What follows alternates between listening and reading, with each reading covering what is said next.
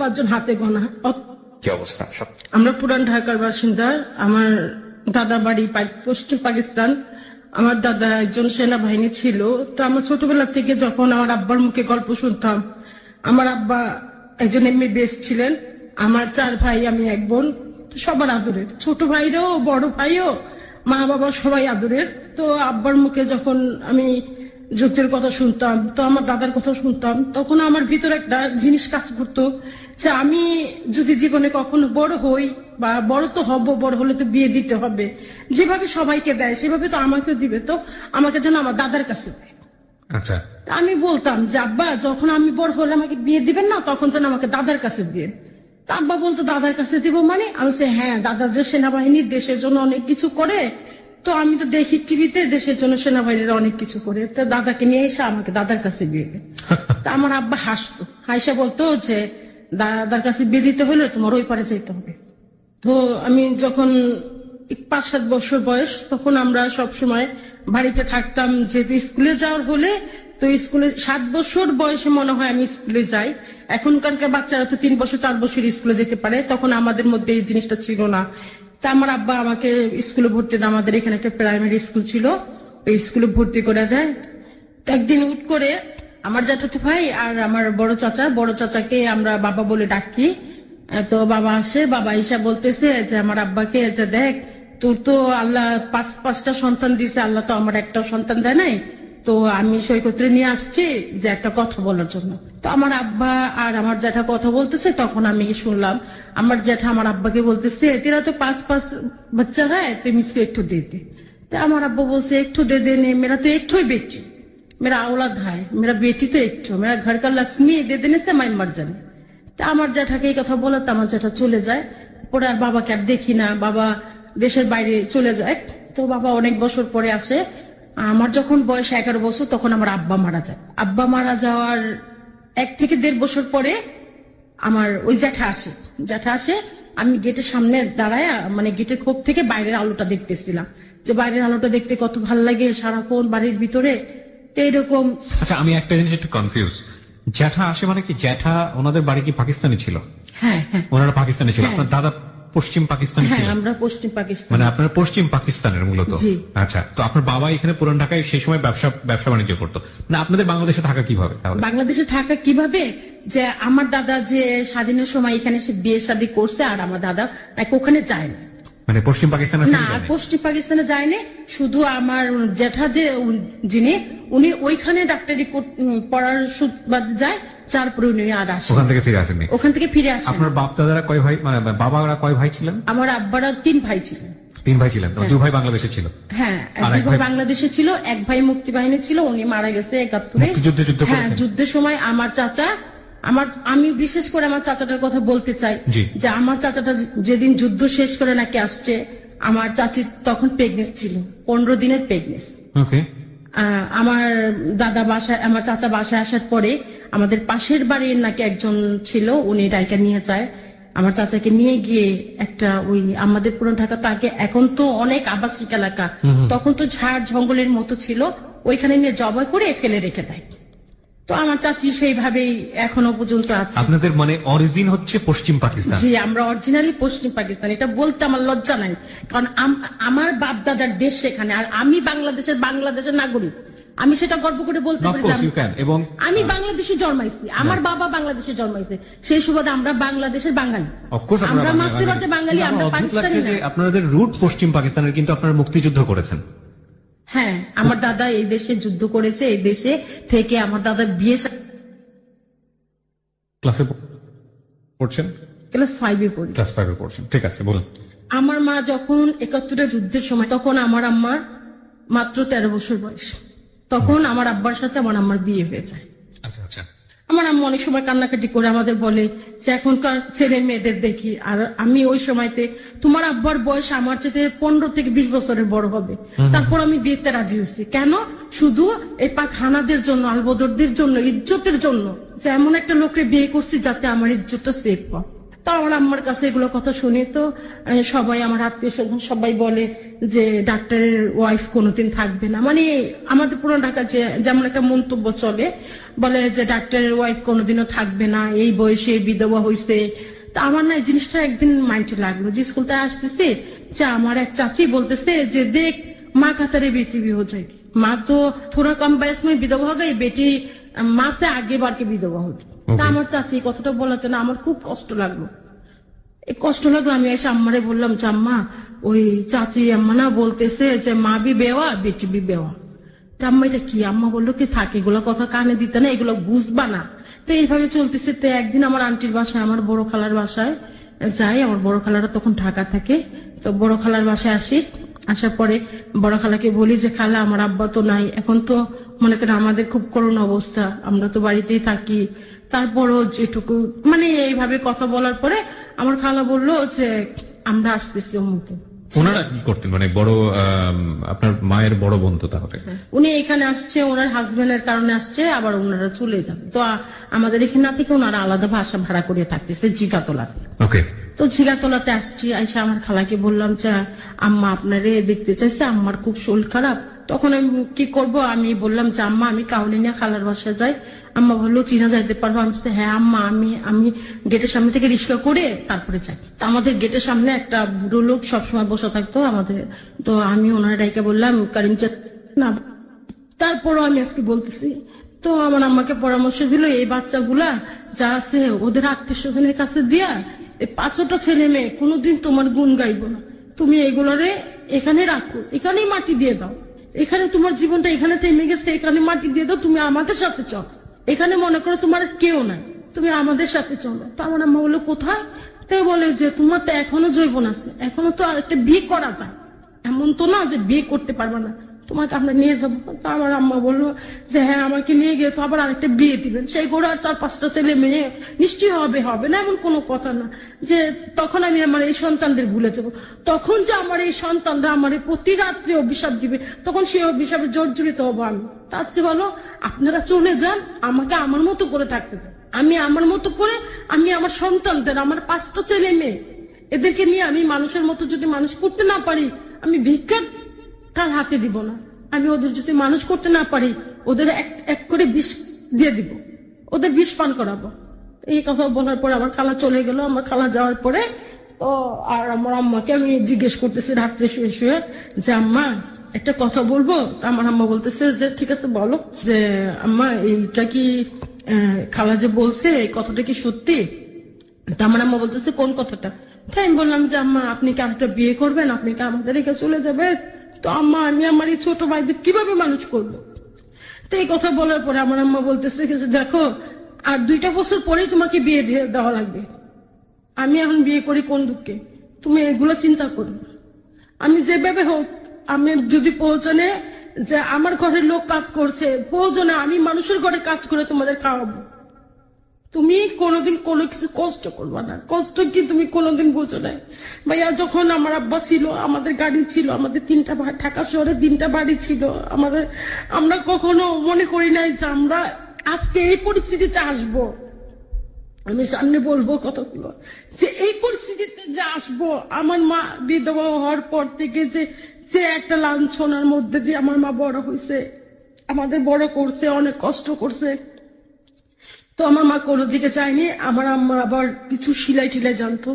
তো আমার ভাই আছে আমাদের এলাকাবাসী, তো ऐसा একদিন বলতেছে মামানি আপ क्या कर रहे, अब क्यों बचिएगा, এই বিবি সময় হয় একটু রাস্তা পাকার নিয়ে। তা আমার আম্মা বলতেছে যে আর সম্ভব না, তো তো আর হয়ে যেতেছি, কিছু করা দরকার। তা আমার আম্মা বলতেছে যে মামানি এখানে তো বঙ্গ মার্কেট সামনে আছে, বঙ্গ মার্কেট। আম্মা কয় ভাই বাবা দেখছো তোমার চাচা আমার কেমনে রাখছে, যে কোনোদিন গেটের তালা খুলতে আমি যাইতে পারি নাই, আমার গেটের তালা খুলতে দেয় নাই, যে আমি গেটের তালা খুলে কাউর ভিতরে আনবো সেটা পারি নাই, সবসময় আমি এইভাবে রয়েছি, আমি তো কোনো জায়গায় চিনি না, আমি কি করে যাই।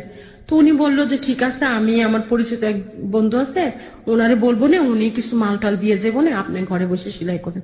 তা আম্মা বলছে যে গোলজার আমার তো মেশিনও নাই, আমি কিভাবে কি করব। তো আমারে বলছে যে ঠিক আছে, আমার এক বোন আছে, বলে জোহরা পরে এখান থেকে সেলাই করেন, কিছুদিন পরে মেশিন কিনে নেন। তো আমার মামা কিছু টাকা পাঠাইছে, আমার নানু বাসা থেকে কিছু টাকা পাঠাইছে। তা আমার খালা অর্ধেকটা আমার আম্মাকে দেয়, অর্ধেকটা উনি রাখে। তো ওই টাকা দিয়ে আমার আম্মা একটা মেশিন কিনে। তখন সেলাই মেশিনের খুব দাম কম, 1600 টাকা না 1700 টাকা দিয়ে একটা সেলাই মেশিন কিনে আমার আম্মা। তো সেলাই মেশিনে কাজ করে আমার আম্মা ভালো ইনকাম হইতেছে, সারাদিন কাজ করে, রাত্রেবেলা হাত পায়ে ব্যথা। তো আম্মা খুব কাঁদতো, আমি দেখতাম যে খুব কাঁদতো। তখন আমি যে স্বপ্নটা দেখতাম যে আমি একজন ভালো ডাক্তার হব, আমার বাবার মতো একজন ডাক্তার হব, একজন সেনাবাহিনীর সাথে বিয়ে করব, দেশ দশের কাজ করব, এই স্বপ্নটা না আমি আস্তে আস্তে ভুলে যাইতেছি। আমার সবাই স্কুলে ভর্তি হয়ে গেছে, আমি ভর্তি হতে পারতেছি না। আমি আমার মাকে আর বলতে পারতেছি না যে আম্মা আমাকে স্কুলে ভর্তি করে দেন, তাহলে আমাকে বাবার কাছে দিয়ে দেন। আমি না কাউকে বলতে পারতেছি না, আমি শুধু সারা রাত শুয়ে শুয়ে কাঁদি। হঠাৎ করে একদিন আমার আম্মা বলে কোন স্কুলে ভর্তি কর। আমি বলতেছি যে আম্মা আমার এক কাজ করেন, আরমাইটুলাতে দেন, এখানে বেতন কম, ভর্তি ফি কম।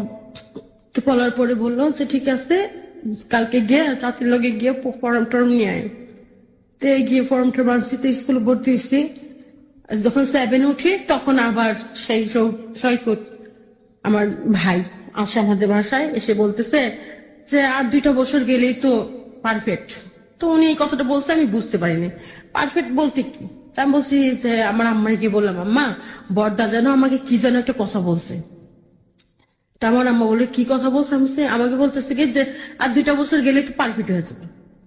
তা বলে এই কথাটা আম্মাকে, আচ্ছা আমি ওর সাথে কথা বলুন, তুমি আর কাউরে বললো না। সৈকত তো তখন পশ্চিম পাকিস্তানে থাকার কথা, ওরা পূর্ব পাকিস্তানে কি করতে এসছে? মানে সৈকত তো আপনার বাবার ছেলে না? না, আমার বাবার তো কোনো ছেলে নাই, তাহলে এটা হচ্ছে আমার আরেক চাচার, আমার আব্বার চাচা। যে বাবার চাচা? না, আমার আব্বার চাচতো ভাইয়ের ছেলে। বাবার চাচাতো ভাইয়ের ছেলে? হ্যাঁ। ওনারা পুরান ঢাকাতে থাকতো? না, পুরান ঢাকাতে থাকতো না। তাহলে উনি আমার বাবার সাথে আসতো। বাবার সাথে আসতো? হ্যাঁ হ্যাঁ, আমার বড় বাবার সাথে আসতো আমাদের বাসায়। ওকে, ওনারাও পশ্চিম পাকিস্তানে থাকতো? হ্যাঁ। আচ্ছা ঠিক আছে, বলুন। ওনারা ওইখানে থাকতো, এখান থেকে এখানে আসতো। তো ওনারা কি কারণে যেন ওইখানে গন্ডগোল হওয়াতে ওনারা সবাই বাংলাদেশে চলে আসে। সৈকতটা বাংলাদেশে চলে আসে। তো বাংলাদেশে আসার পরে কি করবে, ওরা কিছুদিন বাইরে বাইরে থাকলো, ভাড়া বাসা থাকলো। পরে ওনার বাবা বাড়িঘর করলো, তো ওনারা বাড়িঘর করে এখানে সেটেল হয়ে গেছে। তো ওনাদের বাড়িটার নাম বলতে চাচ্ছিলাম না। ওকে, নো প্রবলেম, বলুন। ওনারা এই পুরান ঢাকাতে, না ঠিক আছে, আমার নাম নাও জানলেও চলবে, সমস্যা নেই। হ্যাঁ, এই ফার্ম গেটের দিকে। তারপরে আপনার সৈকত আপনার চাচাতো ভাই হয়? হ্যাঁ হ্যাঁ, আমার চাচাতো ভাই। বলুন। তো দুই সৈকত যেটা বলছিল যে 2 বছর পর আসছে। আসার পরে আমার বাবাকে আমি বলতেছি যে বাবা, যে সৈকত আমাকে না এই কথাটা বলছে। তো বাবা বলে কি যে যেটা তুমি না জানো সেটা তোমাকে জানতে হবে না, একসময় তো জানবা। কি এমন কথা যে আমি জানি না? বলে তুমি যখন ছোট ছিল না, একেবারে ছোট বেবি ছিলা, তখন তোমার বাবা আর সৈকতের বাবা আমরা 3 জন একসাথে বসে একটা এই করছিলাম, পরামর্শ করছিলাম। কি পরামর্শ? বলে সৈকতের সাথে তোমাকে বিয়ে দিব। তা বললাম তো বড়দা তো অনেক বড়, সে তো আম্মার মতো বড়, মানে লম্বা তো অনেক। তা বলতাম সে তো আম্মার মতো বড়, সে আমাকে না বাবা এর সাথে হবে না। তো বলে যে আমার আব্বার সাথে করবো? আমি হ্যাঁ আমার দাদার সাথে করব, এই বড়দার সাথে করবো না, তা আমার দাদার সাথে করব। তো বলার পরে আমার বাবা একটু হেসে বলে যে এটাই তোমার দাদা, উনি সেনাবাহিনীতে যাবে। তখন ওরা বাংলাদেশে চলে আসে। বাংলাদেশে আসার পরে তো এখন বাংলাদেশের বাঙালি, এখন সবাই আমরা সব পরিবারেই থাকি এখানে। তো উনি যখন ইন্টার পাস করছে, করার পরে তো বিয়ে ভর্তি হয়েছে, অনার্সে ভর্তি হয়েছে। তখন ওই একদিন আমরা আবার ওদের বাসায় বেড়াতে আসছি। পরে তো আমার বাবা আবার বলতেছে যে মেয়ে তো একটাই স্বপ্ন, মেয়ে ডাক্তার হবে আর জামাই হতে হবে সেনাবাহিনী। তো সৈকত সবাই ওর ভাই ঠাই বোন টোন সবাই বসে আছে। তো বলে যে এই চেহারা সেনাবাহিনী লাগবে না, ডাক্তার হইতে পারো কিনা দেখো, ভাগ্য জোর যদি থাকে, তোমার মার যদি অবদান থাকে। তাই কথা বলার পরে আমার আম্মা বলতেছে যে দরকার হয় শরীরে চামড়া বিক্রি করবো, শরীরে চামড়া বিক্রি করে হলে করবো। তা আমার আম্মা এই কথাটা বলে চলে আসছে। তো বাবা একদিন বলতেছে, পরে আবার বাবা 1 বছর পরে আমাদের বাসায় আসছে, উনি বছরে একবার আমাদের বাসায় আসে, এসে আমাকে বলতেছে, তখন আমি আরেকটু বড় হয়েছি। তখন আমি ভালোই বড় হয়ে গেছি, আমি ভালো মন্দ বুঝতে শিখতেছি, তখন আমি একদম পারফেক্ট বড় হয়ে গেছি। তো আমি একদিন বাবাকে বলতেছি, বাবা যে সৈকত বর্দা যে, মানে আমরা তো ওনাকে বর্দাই বলি, সবাই বর্দা বলে, যে বর্দার ভাই না অনেক কথা বলে, অনেক সময় খুব খারাপ লাগে। বলে কি এমন কথা বলে বর্দা খারাপ লাগে? ওনার বোন বলতেছে আর কি, বর্দা আমার দিদিভাই বলতেছে যে কি এমন কথা বলে যে তোমার কাছে খারাপ লাগে বর্দা কথা? আমি বলছি না বর্দা না, কিছু কিছু কথা বলে খুব খারাপ লাগে, যেগুলো কথা আমাদের শোনা না। তো বলার পরে তো সৈকত বলতেছে যে চিন্তা করিস না, সেনাবাহিনী আমিই হব, আর আমি তোকে বিয়ে করব, যদি তোর বাপে একটা জিনিস রাইখা গেছে এটা যদি আমাকে দেয়। তার মানে আমার বাবা তো এমন কিছু রাইখা জানে গোপনীয়, তো যে আমরা জানি না। আমার মা এত কষ্ট করতেছে আমাদের নিয়ে, অথচ আমার বাবা এমন কি সম্পদ রেখে গেছে যেগুলো আমরা জানি না। তো এই কথা বলার পরে আমি বাবাকে ধরলাম, আমার আম্মাকে বললাম যে আম্মা আমি বাবার সাথে কিছু পার্সোনাল কথা। তা আম্মা বলে দেখো তুমি কিন্তু এখন বড় হইছো, এখন মানে সেই দিনে আমার আম্মা ফার্স্ট আমাকে শাসন করে, বলে তুমি কিন্তু এখন বড় হইছো, তুমি কিন্তু যা করবা নিজের বুঝে শোনা করো, নিজের বিবেকরে প্রশ্ন করো যে আমি এটা করবো কিনা। তখন আমার আম্মা দেখতেছে যে আমি তো মোটা টোটা একটু যে শোল ঠোল, তা আম্মা এই চিন্তা করলো, বলে যে যা করবা নিজের বিবেককে প্রশ্ন করো। তো আমি তো বাবার সাথে আসলাম, বাবার এই বাসায় আসলাম, আসার পরে তো বাবাকে বললাম, বাবা কি এমন কথা যে আমার আব্বা আপনাদের কাছে বলে গেছে যেটা আমি জানি না? বলে তোমাকে এক জায়গায় নিয়ে যাব। তা আমার আম্মাকে বলে আসছে যে ময়মনসিং যাব, আমাদের ময়মনসিং একটা বাড়ি আছে, ওই বাসাটা দেখতে যাবো। তো আমার আম্মাকে বলছে, পরে আম্মা বলছে যে ঠিক আছে যা। তো সেদিন সৈকত, আমি, বাবা, আমার বাবার একটা গাড়ি ছিল, আমাদের তো বিক্রি হয়ে গেছে, আমার বাবার একটা গাড়ি ছিল। তো বাবা গাড়িতে করে যে বাবা ড্রাইভ করতেছে, আমি বাবার পাশে মাঝখানে বসছি, সৈকত আবার কোথায় যাচ্ছেন আপনারা? ময়মনসিং যাচ্ছি। কেন?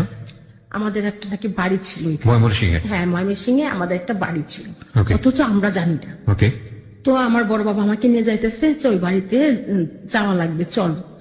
তো বাড়িতে গেছি, যাওয়ার পরে আমি বাড়িটা দেখে মানে যখন বাড়ির গেটের কাছে গেছি, আমি আল্লাহ মানে কোথায় আসতেছি। পরে খুব ভয় ভয় লাগতেছে, ভয় কাজ করতেছে যে সৈকতের কথাবার্তাও ভালো না, আর তার মধ্যে বাবাকে যদি ধাক্কা দিয়ে ফেলে দেয়, আমাকে যদি মেরে ফেলে, বা এরকম একটু ভয় টয় কাজ করতেছে। আবার আম্মা বলছে বড় হয়েছে, কিন্তু এই সময়তে কিন্তু ভুল করার সময়, এই সময়তে মানুষ ভুল করে, বড় হইতেছে কিন্তু। তা আম্মা আবার এগুলো কত বলে দিচ্ছে যে কিছু কিছু কথা আম্মা বলছে যে সেই কথাগুলো আমার মেনে চলতে হবে। আসছি তো ভালো। তো বাড়ির গেটের কাছে আসার পর বাবা গেট খোলার সাথে সাথে আমি এক চিৎকার, বাবা এই তো ভুতরা বাড়ি, বাবা এই ভুতরা বাড়ির ভিতরে ঢুকবো না, বাবা ও আমারও মারবো তোমারও মারবো, তোমারও মাইরা ফেলাইবো, বাবা তোমার গাড়িটা নিয়ে পলাই যাবো, বাবা চলো আমরা বের হয়েছি। তা আমি বাবার সাথে পাগলের মতো করতেছি যে এমন আমি জানি করলে আমার মাথার সমস্যা হয়। তো বাবা বলতেছে যে এই জন্যই বুঝে এরকম করতেছে। তা আমার এখনো আমি যদি গাড়িতে জানি করি খুব দূরে কোথাও, তাহলে আমার মাথার সমস্যা, আমার চোখ ফুলে যায়, চোখ টুক লাল হয়ে যায়। তো বাবা বলতেছে যে তাহলে মনে মাথার সমস্যা হয়ে গেছে, মাথা ব্যথা শুরু হয়ে যাবে, বমি টমি করছে দিবা, ঠিক আছে। তো বাড়ির ভিতরে ঢুকলাম, ঢোকার পরে আলো ঠালো চালাইছে। ওইখানে আমার আব্বা আর আমার বাবা দুজনে এই বাড়িটা কিনছে, যার কাছ থেকে কিনছিল সেই লোক এখনো মানে এই বিগত 5 বছর হয়েছে মারা গেছে দাদা। তো যে হিন্দু লোকের কাছ থেকে বাড়িটা কিনছে, যে 71-এর সময় নাকি কিনছে বাড়িটা, ওই বাসা থাকার জন্য কিনছিল, তো বাসায় কেউ থাকে নাই। তো ওই বাড়িটা তো যে হিন্দু লোকের কাছ থেকে কিনছে গোবিন্দ গোড়, উনি ওই বাসায় থাকতো। তো আমরা যাওয়ার পরে উনি খাবার দাবার ব্যবস্থা করলো, তো বললো যে মালিক নিয়ে আসছে। তা আমার বাবা বললো যে এই কথাটা যে মালিক নিয়ে আসছে, তো মালিক নিয়ে আসছে, মালিকটা কি? তাই আমি ভাবছি সৈকত হবে এই বাড়ির মালিক। তো মালিক নিয়ে আসছে, মালিককে ভালো করে দেখে রাখো, ভালো করে আপ্যায়নটা করো। তো দাদা নাড়ু ঠাড়ু বের করে দিচ্ছে, বলে যে দিদি ভাই খাও। তাই আমি বললাম যে আমাকে দিদি বলে না, আমি তো ছোট, আমাকে আপনি নাম ধরে ডাকেন। তো নাম ধরে ডাকেন বলার পরে তো দাদা আমাকে আবার দিল, নাড়ু টাড়ু দেওয়ার পরে বললাম যে এই পুকুরের পানিতে কি কুমির টুমির আছে নাকি? তো সৈকত বলতেছে যে কুমির না, বড় একটা হাঙর আছে, তোকে জানি কোন গিলে খায়। এই কথা বলার পরে না আমি বললাম যে ওর কথা কি এতই খারাপ, সবসময় কি খারাপ কথা বলবে?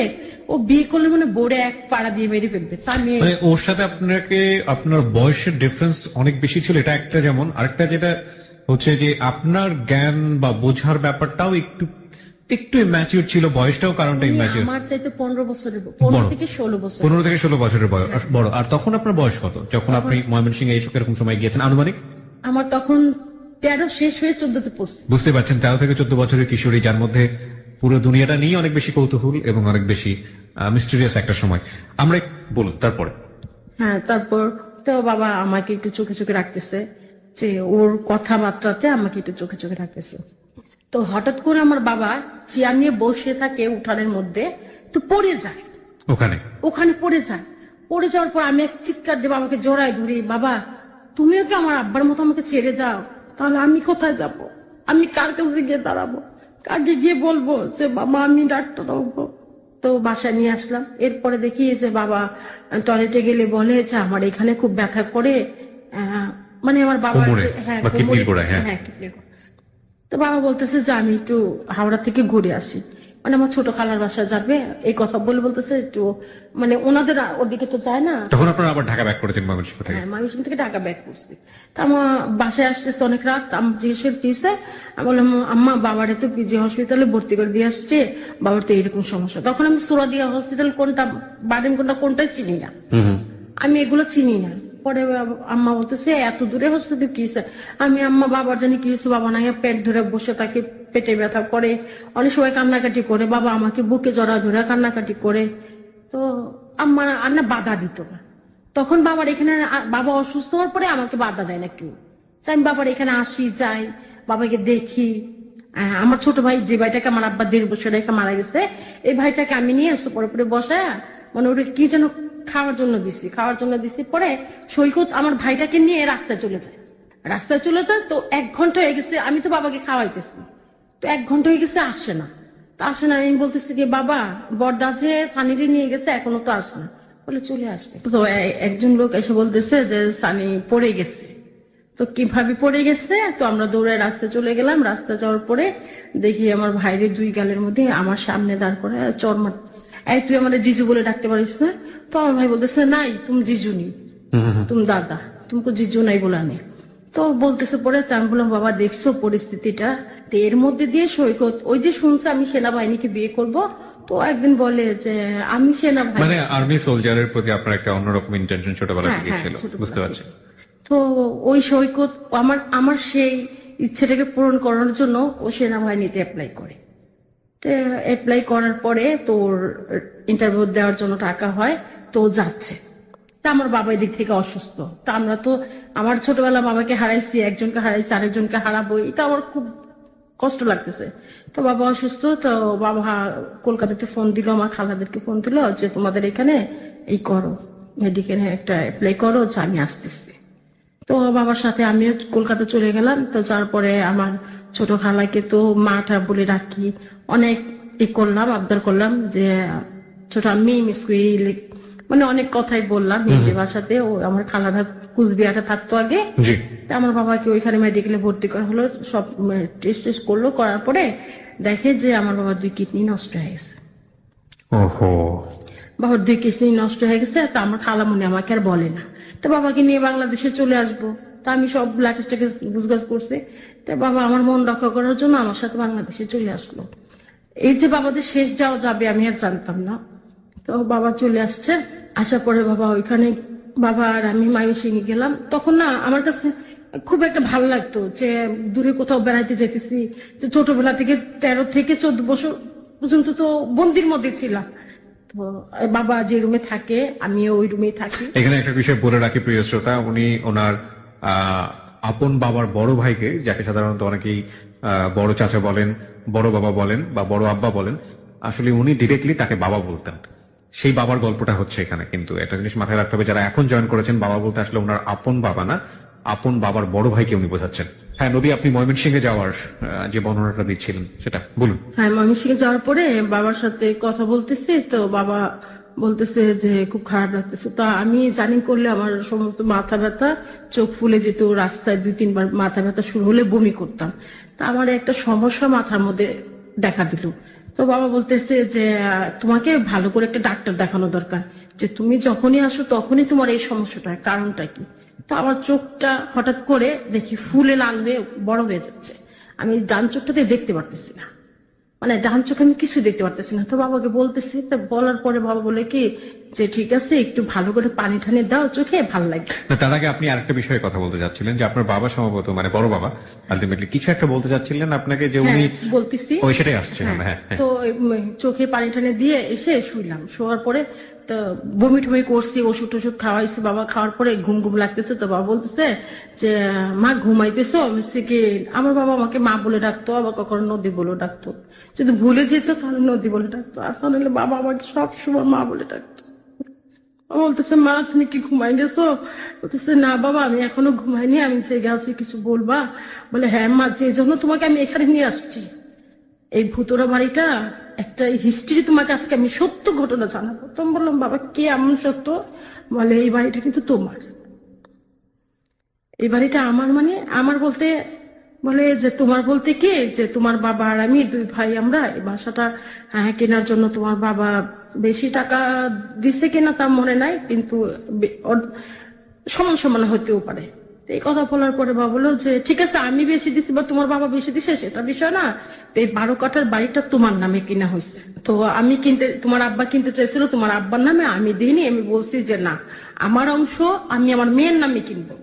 তো সেই সুবাদে আমি আমার অংশ তোমার নামে কিনছি। কেনার পরে আমি পরে তোমার বাবার কাছ থেকে যেভাবে হোক বলে তোমার নামে করছি। 12 কাঠার বাড়িটা বাবা আমার নামে। আমি তখন খুব খুশি, এত খুশি যে আমি এতটুকু বয়সে এত বড় একটা বাড়ির মালিক। আমি খুব আনন্দ, আমার কোথায় ঘুম, কোথায় মাথা ব্যথা, কোথায় কি কিচ্ছু মনে নাই। এখানে একটা মানে আমাদের দেয়ালের মধ্যে একটা বক্স করা ছিল। তো বাবা বলতেছে যে এই বক্সটা খুলো। খুলে দেখি যে একটা ফাইল ছিল, ফাইলের মধ্যে লেখা আছে দলিলটা। তো বাবা বলতেছে এই যে দলিল, এটা একেবারে হুল করে দেওয়া আছে, যখন তোমার বিয়ে শাদী হবে, তোমার সন্তান হবে, সে যদি ইচ্ছে করে বিক্রি করার তখন করতে পারবে, কিন্তু তুমি বাড়িটা কখনো বিক্রি করতে পারবে না। মানে আপনি কখনো বিক্রি করতে পারবেন না? আমি চাইলে বিয়ের পর আমার হাজবেন্ডকে আমি দিতে পারবো। আচ্ছা, এটা কত কাঠার জমি ছিল? 12 কাঠার জমি ছিল। ময়মনসিংহের কোথায় ছিল? ময়মনসিংহ মুক্তাগাছা, অলকা পূর্বী সিনেমা হলের অপোজিটে। ওকে, 12 কাঠা মানে তো একটা বিশাল জায়গা। হ্যাঁ বিশাল। আপনার কি সালটা মনে আছে? কোন সালের গল্প বলছেন আপনি? আমি 97। 1997। হ্যাঁ। মানে তখন আপনার আনুমানিক বয়স কত? আমার তখন 14 বছর, 13 বছর শেষ হয়েছে। আচ্ছা ঠিক আছে, বলুন তারপর। তো বাবা দলিলটা আমার হাতে দিয়ে বলে যে এই দলিলটা তুমি এখানেই রাখবে, এই দলিলটা যে এখানে আছে, যে তুমি আর আমি ছাড়া আর যেন কেউ না জানে। মানে এটা ইনফ্যাক্ট আপনার পরিবারের অন্য কেউ জানতো অন্য না? কেউ জানতো না। আপনার মাও জানতো না? না, আমার আম্মাও জানতো না। আম্মা অনেক পরে জানছে। তো দলিলটা এখানে এরকম একটা বক্স করা, বক্সের ভিতরে রেখে তারপরে আলমারিটা চাপা দিয়ে রাখতে হয়। আচ্ছা আচ্ছা। মানে আলমারির পিছনে যে একটা বক্স, সেটা কেউ আজও জানে না। আচ্ছা আচ্ছা। তো ওইভাবে রেখে দিল। বাবা আমাকে বলল যে এটা তোমার জীবনের অনেক বড় একটা অংশ, তুমি মনে করবা। আজকে আমি তোমাকে সব কথা বলার উদ্দেশ্য হচ্ছে এটাই, যে আমার স্থাবর অস্থাবর যেখানে যা আছে সবকিছু কিন্তু তোমার। এই যে বাইকটা দেখো, এটাও কিন্তু তোমার। ওনার কোনো সন্তান ছিল না? না, আমার বাবার কোনো সন্তান ছিল না। ও আচ্ছা, ওনার ওয়াইফ কোথায় থাকতো? পশ্চিম পাকিস্তানে? হ্যাঁ, পশ্চিম পাকিস্তানে। উনি উনি কি পাকিস্তানি ছিলেন নাকি বাঙালি ছিলেন? উনি পাকিস্তানি। উনি পাকিস্তানি ছিলেন। তো আপনার বড় বাবা যখন বাংলাদেশে আসতেন তখন উনি আসতেন? আসে না। উনি আসেন। ওনাদের কারণে, ওনাদের সূত্র ধরেই একটা বিরোধ, যে এবং যে কারণে আপনাকে অনেক বেশি লাভ করতো। হ্যাঁ, বুঝতে আমরা পেরেছি। পাকিস্তানি হওয়ার পরে বাংলাদেশের মানুষের সাথে একত্রিত হওয়ার পরে যুদ্ধ করা, এটা যে কারণে ওনারা পছন্দ করতেন না। ওনারা পছন্দ করতো না। আচ্ছা, ঠিক আছে। আমরা পাকিস্তানি অথচ আমরা বাংলাদেশে সাপোর্ট করে, আমার দাদা বাংলাদেশিদের হয়ে একজন হয়ে এসে যুদ্ধ করেছে, মুক্তিযুদ্ধ করেছে। সেই জন্য ওনারা এইভাবে আমাদের এখানে বাড়ি ঘর সবকিছু ওনারা দখল করে নিচ্ছে। তাই আমি বললাম বাবা এই সব কি আমার? বলে হ্যাঁ সবকিছু তোমার। আমি যখন না থাকবো তখন কিন্তু সবকিছু তোমাকে দেখতে হবে, আর তোমাকে ওইভাবে স্ট্রং হতে হবে। তোমাকে যদি কেউ তাড়া করে, তুমি তো বাড়ি ফেলে চলে যাবা। তুমি যে ভীতু, তোমাকে এই ভীতু করলে চলবে না। তোমাকে বাইক চালাতে হবে, তোমার জিপ চালাতে হবে, তোমাকে লাঠি সুতা নিয়ে দৌড়াদৌড়ি করতে হবে, মারামারি করতে হবে। তা আমার বাবা না এইভাবে ট্রেনিং দিতেছে রাত ভর আমাকে। তো বলছে বাবা ঠিক আছে, আমার না অনেক শখ বাইক চালাবো, তা আমাকে নিয়ে চলো। তাই বাবা, তো আমরা ওদিন রাত্রেবেলায় কথা বলতে বলতে সকাল হয়ে গেল। বাবা ফজরের নামাজ পড়লো, পড়ার পরে বাবা দেখি কোমরে ব্যথা করে। বাবা ওষুধ টষুধ খাইতেছে, খাওয়ার পরে ব্যথাটা কমার পরে বাবা আমাকে নিয়ে বাইক নিয়ে ছুটল, ক্ষেতের উপর দিয়ে করতেছে। পরে এরকম 1 মাস বাবা যে মারা যাবে তা আমি বুঝতে পারতেছি না, যে বাবা সবকিছু এমন করতেছে কেন। আমরা এই 1 সপ্তাহ পর পর ময়মনসিংহ যাইতেছি। বাবার উদ্দেশ্য গ্রামের সবাই দেখুক আমার মেয়ের নামে, যেহেতু বাড়ি দিছি, বাড়িটা আমার মেয়ের। বাবা এরকম করে সবাইকে প্রচার করতেছে যে বাড়ির মালিক নিয়ে আসছি, ভালো ছেলে দেখে বিয়ে দেব। তো মেয়ে তো বড় হইতেছে। প্রিয় শ্রোতা, আপনাদেরকে একটা বিষয় একটু নোট করে রাখি, আপনারা যে নদীর জীবনের গল্প শুনছেন, ইনফ্যাক্ট যারা হ্যাঁ, তারপর বাবাকে নিয়ে আসছি। বাবাকে হসপিটালে অ্যাডমিট করার পরে বলতেছে যে আপনার আর কি জানেন ওনার কি হয়েছে। তো শওকতের পরিবার সবাই জানতো, শুধু আমি ছাড়া। তো ওই মুহূর্তে শওকতকে টেলিগ্রাম, সৌগত না সৈকত, সৈকত, হ্যাঁ। মানে ওকে ফোন, তখন তার ফোন ছিল না, তখন তো এরকম মোবাইল ছিল না। তখন ওনাকে করলো, চিঠি পাঠাইলো, টেলিগ্রাম করলো, তো উনি চলে আসলো যে এই ব্যাপার, নদীর বাবার তো এই অবস্থা। সবাই আমার বাবাকে নদীর বাবাই বলতো। তো বললো যে নদীর বাবার তো এই অবস্থা, নদীর বাবা তো মনে হয় আর বেশি দিন নাই, তুই চলে আয়, এখনই সময় যা করার করতে হবে। আচ্ছা। তো বলার পরে তো আসলো, আসার পরে তো আসছে, ও চলে আসছে। আসার পরে বলতেছে যে বাবা কোথায়? বলছি বাবা তো হসপিটালে। তুই এখানে কেন? আমি কি বাবার কাপড় চোপড় নিতে আসছি আমি। বলে ঠিক আছে চল। তো ওর সাথে আমি বাইকে করে গেলাম। যাওয়ার পরে হসপিটালে বাবা মানে ইশারা দিয়ে আমাকে আর ওকে ডাকলো। ডাকার পরে আমার বাবা ওর হাতে একটা আংটি দিয়ে বললো যে আমি তো পড়াইতে পারলাম না, যে নে, ওর বাবার ইচ্ছা আমি পূরণ করে দিয়ে গেলাম। আচ্ছা। তো আমার বাবা ওর একটা আংটি পরানোর পরে তো ও বললো যে বাবা আমি অক্ষর অক্ষরে তোমার আদেশগুলো পালন করব, আমি ওরে ফুলের মতো করে রাখবো, ওকে কখনো কাটার আঘাত থেকে দেব না, তুমি এটা নিশ্চিন্ত থেকো। তো বাবা বলতেছে যে আমার তো যাওয়ার সময় হয়ে গেছে, আমি যাবো, আমি তোমাকে আরো একটা কথা বলে চাই। তো জিজ্ঞেস করলাম কি বলবে বাবা, বলো। তা বাবা বললো যে এই যে বাইকটা, এই বাইকটা তোমার, এই বাইকটা, এটার কাগজপত্র কিন্তু তোমার, এই যে জিপটা, এটার কাগজপত্র তোমার নামে, আমি তোমার নামে সবকিছু করে গেলাম। তুমি এমন কিছু করো না, এমন কাউকে বিশ্বাস করো না যে তুমি পদে পদে ফস্তাতে হয়। তুমি যে এমন একটা মানুষকে চুজ করো যে হালালের এক রুটি খায়। আচ্ছা। তো বললাম যে বাবা তুমি কি আমাকে ছেড়ে চলে যাবা? বলে কি না, আমি যাব, আমি সবসময় তোমার পাশে থাকি। তো বাবা হসপিটাল থেকে বাসায় চলে আসলো, বাবার সাথে কথাটা হইলো। বাবা গাড়ির চাবি, গাড়ির কাগজ, লাইসেন্স পত্র যেখানে যা আছে সবকিছু আমাকে বুঝিয়ে দিতেছে। সবকিছু আমাকে বুঝিয়ে দিয়ে বাবা বাসা ভাড়া টাড়া সব ক্লিয়ার টিলিয়ার করে ফার্নিচার যেগুলো ছিল সেগুলো সব ময়মনসিংহ এর বাড়িতে নিয়ে যাচ্ছে। আচ্ছা। বাবা কিন্তু হাত পা ফুলে ঠুলে, বাবা একেবারে আমার চোখে মোটো হয়ে যেতেছে, ফুলে যেতেছে। তো আমি শুধু চিন্তা করতেছি যে বাবা এরকম মোটো হইতেছে কেন, আর বাবার চোখ ঠোকে এত ফুলতেছে কেন, চোখ তো এত ফুলার কথা না। তো বাবা, আমি বাসায় গিয়ে ফার্নিচার সবকিছু ওখানে রাখলাম, 2টা রুমে সেটেল করলাম। পরে সৈকত বলতেছে যে বাবা এই রুমটা তো এরকম আছে, মানে 1 কাঠা জমির উপরে একটা রুম করবে, ঠিক আছে? তো ওই রুমটা করার পরে কিছু গাছ টাছ ছিল, গাছগুলা কেটে ফার্নিচার করবে। মানে ফার্নিচার বাবা থাকতে সত্যি, বাবা হচ্ছে মারা যাওয়ার আগে একেবারে ফার্নিচার দিয়ে ঘর টর গাছ করে, বেড কভার টভার এমন মানে পরিপাটি করে ফেলছে। তো এই পরে আমি বলতেছে বাবা যে ঘরটা তো সুন্দর, কালারটাও সুন্দর, ফার্নিচার গুলো সুন্দর, তো বাবা এই রুমটাই ওকে লিখে দিই। কাকে লিখে দিই? সৈকতকে। সৈকতকে লিখে দেওয়ার কথা বলছেন আপনি, মানে ওই ময়মনসিংহের? হ্যাঁ, ময়মনসিংহের বাড়ি। বাবা ময়মনসিংহের বাড়িটা কি মানে একতলা বাড়ি ছিল নাকি? না, আমাদের বাড়িটা এখন 5তলা ফাউন্ডেশন করছে। না, কিন্তু তখন কি ছিল? তখন 3তলা ছিল। 3তলা ছিল। তো সৈকতের নামে কি লিখে দেওয়ার কথা বলছেন কোনটা? মানে নতুন করে 1 কাঠার জায়গার উপর একটা রুম, একটা রুমের ভিতরে সবকিছু করছে। আচ্ছা, ওটা আপনি সৈকতের নামে লিখে দেওয়ার কথা বলছেন? ওই রুমটাই পুরো বাড়ি দিব না, এই রুমটাই লিখে দিই, যদি ভবিষ্যৎ কিছু হয় ছেলে মেয়ে, তখন তো তারা কোথায় থাকবে আর আমরা কোথায় থাকবো। তা আমার মধ্যে এই চিন্তা ভাবনাটা আসলো। আসার পরে তো আমি বললাম, বাবা বলতেছে কি যে দেখা যাবে, যখন কাটা তখন দেখা যাবে, জামাই তো জামাই আর ছেলে তো ছেলে। এই কথা বলার পরে আর আমরা এই করলাম না, কিছু বললাম না। তো ওই কথা বলে বাবা বলতেছে যে আমি কালকে চলে যাব বাবা, আমি সকালে যদি চলে যাই তুমিও সকালে চলে যাই, তোমার আম্মার কাছে চলে যাও। হ্যাঁ বাবা আমি তাহলে চলে যাব। তো বাবা যাওয়ার সময় এয়ারপোর্টে গিয়ে অনেক কান্দাকাটি করলাম। তখন বাবা বিমানে করে যায়। তো বাবা 1 মাস পরে বাবা মারা যায়। তো পশ্চিম পাকিস্তানে মারা যায়? হ্যাঁ, মে মাসের 21 তারিখ আমার জন্মদিন। আমাকে বলে যে তোর জন্মদিনটা ময়মনসিংহ বাড়িতে সেলিব্রেট করবো। আমি না, আমার বাবা যেহেতু আমার সাথে কথা বলে না, আমার এবছর কোনো জন্মদিন হবে না।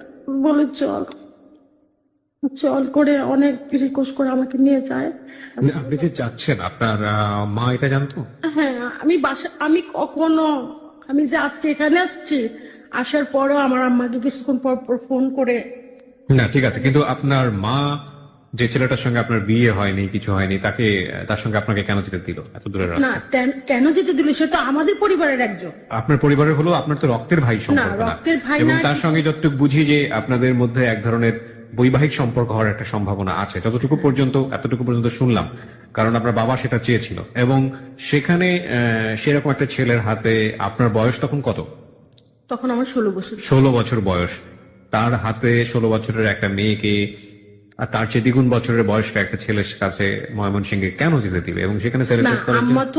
আম্মা তো জানতেছে যে ও সপরিবারে যাইতাম। আমরা তো যখনই যাইতাম সপরিবারে, মানে হয়তো বা আমি ওর সাথে বাইকে যাইতাম, বা ওর ফ্যামিলি পরে গাড়িতে আসতো। আচ্ছা। এইভাবে যতবার গেছে এইভাবে। তা আমার বিশ্বাস এখান থেকে অর্জন হয়েছে আচ্ছা, যে ও তো আর একা যায় না। সামহাউ যেটা ঘটেছে সেটাই। এখানে আসলে লজিক দিয়ে অনেক কিছু ডিফাইন করা খুব মুশকিল। বলুন তারপর।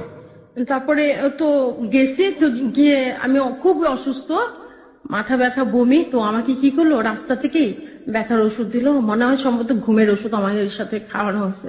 রুমে যাই আমি, যে রুমটাকে সাজানো গোছানো, তো আমি বলতেছি যে এই রুমের মধ্যে একটু গরম পানি আছে, মুখ হাত ধুই, ভাল লাগবে। তো মুখ হাত ধুয়ে আমি কিচ্ছু খাইনি, না খেয়ে আমি ঘুমিয়ে পড়ছি। আমার খেয়াল নেই যে আমি তো এই রুমে থাকবো না, আমি তো গোবিন্দ দাদার রুমে থাকবো। বাবা তো বলে গেছে যে যখন আসবা দাদার রুমে থাকবা। এই গোবিন্দ ভদ্রলোকের সঙ্গে কেউ থাকতো না? না, উনি একাই থাকতেন এই বাড়িতে। ওনার ওয়ারিশ কোথায় ছিল? ওনার কেউ ছিল না, উনি বিয়ে করে নাই। উনি বিয়ে করেন? উনি যে বাড়ির মালিক, উনি বাড়িটা কার কাছ থেকে পেয়েছেন? ওনার বাবার বাড়ি। বাবার কাছ থেকে? বাবার বাড়ি। ওনারা সবাই চলে গেছে, বাপ ভাই ওনার সব পরিবার চলে গেছে, কিন্তু উনি এই বাড়ির মায়া ছাড়তে পারেনি, বিদায় উনি যায়নি। আচ্ছা আচ্ছা। আর আমার বাবার মৃত্যুর পরে উনি আমাকে বাবার মতো স্নেহ করছে। আচ্ছা, ঠিক আছে। উনি ওনার সঙ্গে থাকার কথা আপনার? হ্যাঁ, বলুন তারপর। বাবা বলে গেছে যে ওনার সাথে থাকতে। তা আমার তো ওনার সাথে থাকার কথা। তা আমি এই রুমে শুয়েছি, ঘুমায় পড়ছি। মানে যে ঘুমের ওষুধ খাওয়ানো হয়েছে, খাওয়ানোর পরে ঘুমায় পড়ছি। আমি আর বলতে পারবো না যে পরে ফিজিক্যাল রিলেশনটা আমার যে ওখান থেকে হয়। আমি ঘুমে খুব অচেতন ঘুম, তো আমি বলতে পারি না কিভাবে কি হয়েছে। যেটা সত্য সেটাই বলতে আসছি আজকে। আমার জীবনের সমস্ত সত্য কথা, আমার যেটা ভুল, যেটা অপরাধ, আমি সবকিছু আজকে সবার সামনে করে বলে যাচ্ছি। এতে আমাকে কে কি মনে করবে, আজকে আমার যারা আছে, আমার আত্মীয় স্বজন, আমি সেটা চিন্তা করে আসিনি। শুধু আমি এটাই বলতে আসছি যে আমার জীবনে আমার অতটুকু বয়সে একটা ভুল, এই ভুলের মাসুম আমি আজ থেকে 14টা বছর থেকে দিতেছি। আমার মতো যেন ভুল আর কেউ না করে। হ্যাঁ, বলুন আপনি। তারপর কি হলো? তারপর ওর সাথে আমার ফিজিক্যাল রিলেশনটা হয়ে যায়। এটা আপনার অজান্তি হয় ঘুমের মধ্যে? হ্যাঁ, ঘুমের মধ্যে হয়ে যায় ফিজিক্যাল রিলেশন। তো সকালে আমি যখন ঘুম ভেঙে উঠে দেখি যে আমার পরনে একটা শাড়ি। আমি তো শাড়ি পরে যাইনি, আমি তো একটা লম্বা কামিজ আর একটা প্যান্ট পরে গেছি। তো আমি তো শাড়ি পরে যাইনি, একটা জিন্স প্যান্ট আর একটা লম্বা জামা, সাথে একটা ওড়না। তা আমি তো ওইভাবে চাইনি। তা আমার পরনে শাড়ি দেখে আমি নিজের প্রতি নিজের খুব ঘেন্না হচ্ছে, আর আমার ওই মুহূর্তে খুব বমি আসতেছে। আমি বিছানা থেকে উঠতে পারতেছি না, আমি হামাগুড়ি দিয়েই বমি করতেছি। পরে দাদা ও রুমের থেকে চলে আসছে, এসে বলতেছে যে দিদি ভাই তোমার কি হয়েছে? বলতে দাদা আমি তো খুব বমি করতেছি, আমার পেটে খুব ব্যথা হইতেছে। তা আমি আর ওনাকে পুরো ডিটেলসটা বলতে পারতেছি না, আমার নিজের প্রতি নিজের এতটা ঘেন্না লাগতেছে। মানে আপনি বুঝতে পেরেছেন যে আপনার সঙ্গে এই জিনিসটা হয়েছে? হ্যাঁ। ওকে, তখন সৈকত কোথায় ছিল? তখন সৈকত তো চলে গেছে, ফজরের নামাজের আজানের পরে চলে গেছে। আপনাকে এখানে রেখে? আমাকে ওই বাসায় রেখে চলে যায়। সেই যাওয়া মানে এটা কি যাওয়ার কথা ছিল আপনাকে ওভাবে রেখে, নাকি আপনাকে সাথে করে নিয়ে ঢাকা? আমাকে সাথে করে নিয়ে ঢাকায় আসার কথা। ওকে।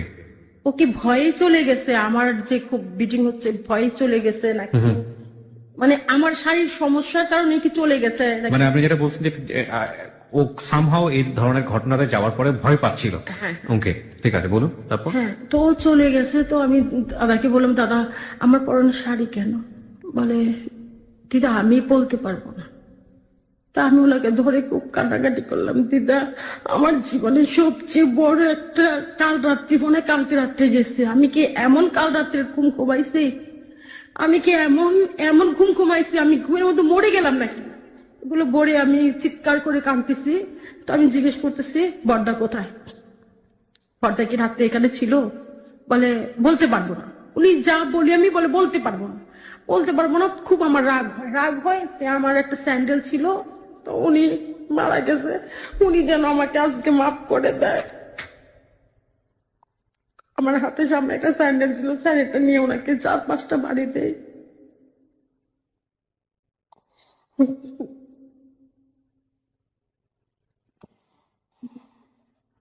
আমি স্যান্ডেলটা দিয়ে 4-5টা বাড়ি দিই। বাড়ি দেওয়ার পরে বলতেছি, তুই তাদের সবকিছু তোরা দুজনে মিলে আমার সাথে কোনো খারাপ আচরণ করছিস। আমি আমি এতটা অসুস্থ কেন হলাম, আর কেন আমার এমন হচ্ছে? আমার তো এরকম হওয়ার কোনো কথা না, আমার তো এই সমস্যা হওয়ার কথা না। তো আমি বলার পরে দাদা আমাকে গরম পানি টরবেক করে গোসল টোসল করায় বলে, দাদা আমার খুব জড়ায় ধরে কান্নাকাটি করে যে আমি তোমার বাবাকে কথা দিছি, তোমার বাবার কথা আমি রাখতে পারিনি, আমাকে তুমি পারো তো ক্ষমা করো। তো পরে আমি সেদিনও আসতে পারিনি, গাড়ি তুলতে পারিনি, আমি এত অসুস্থ হয়ে পড়ছি, গাড়ি তুলতে পারিনি।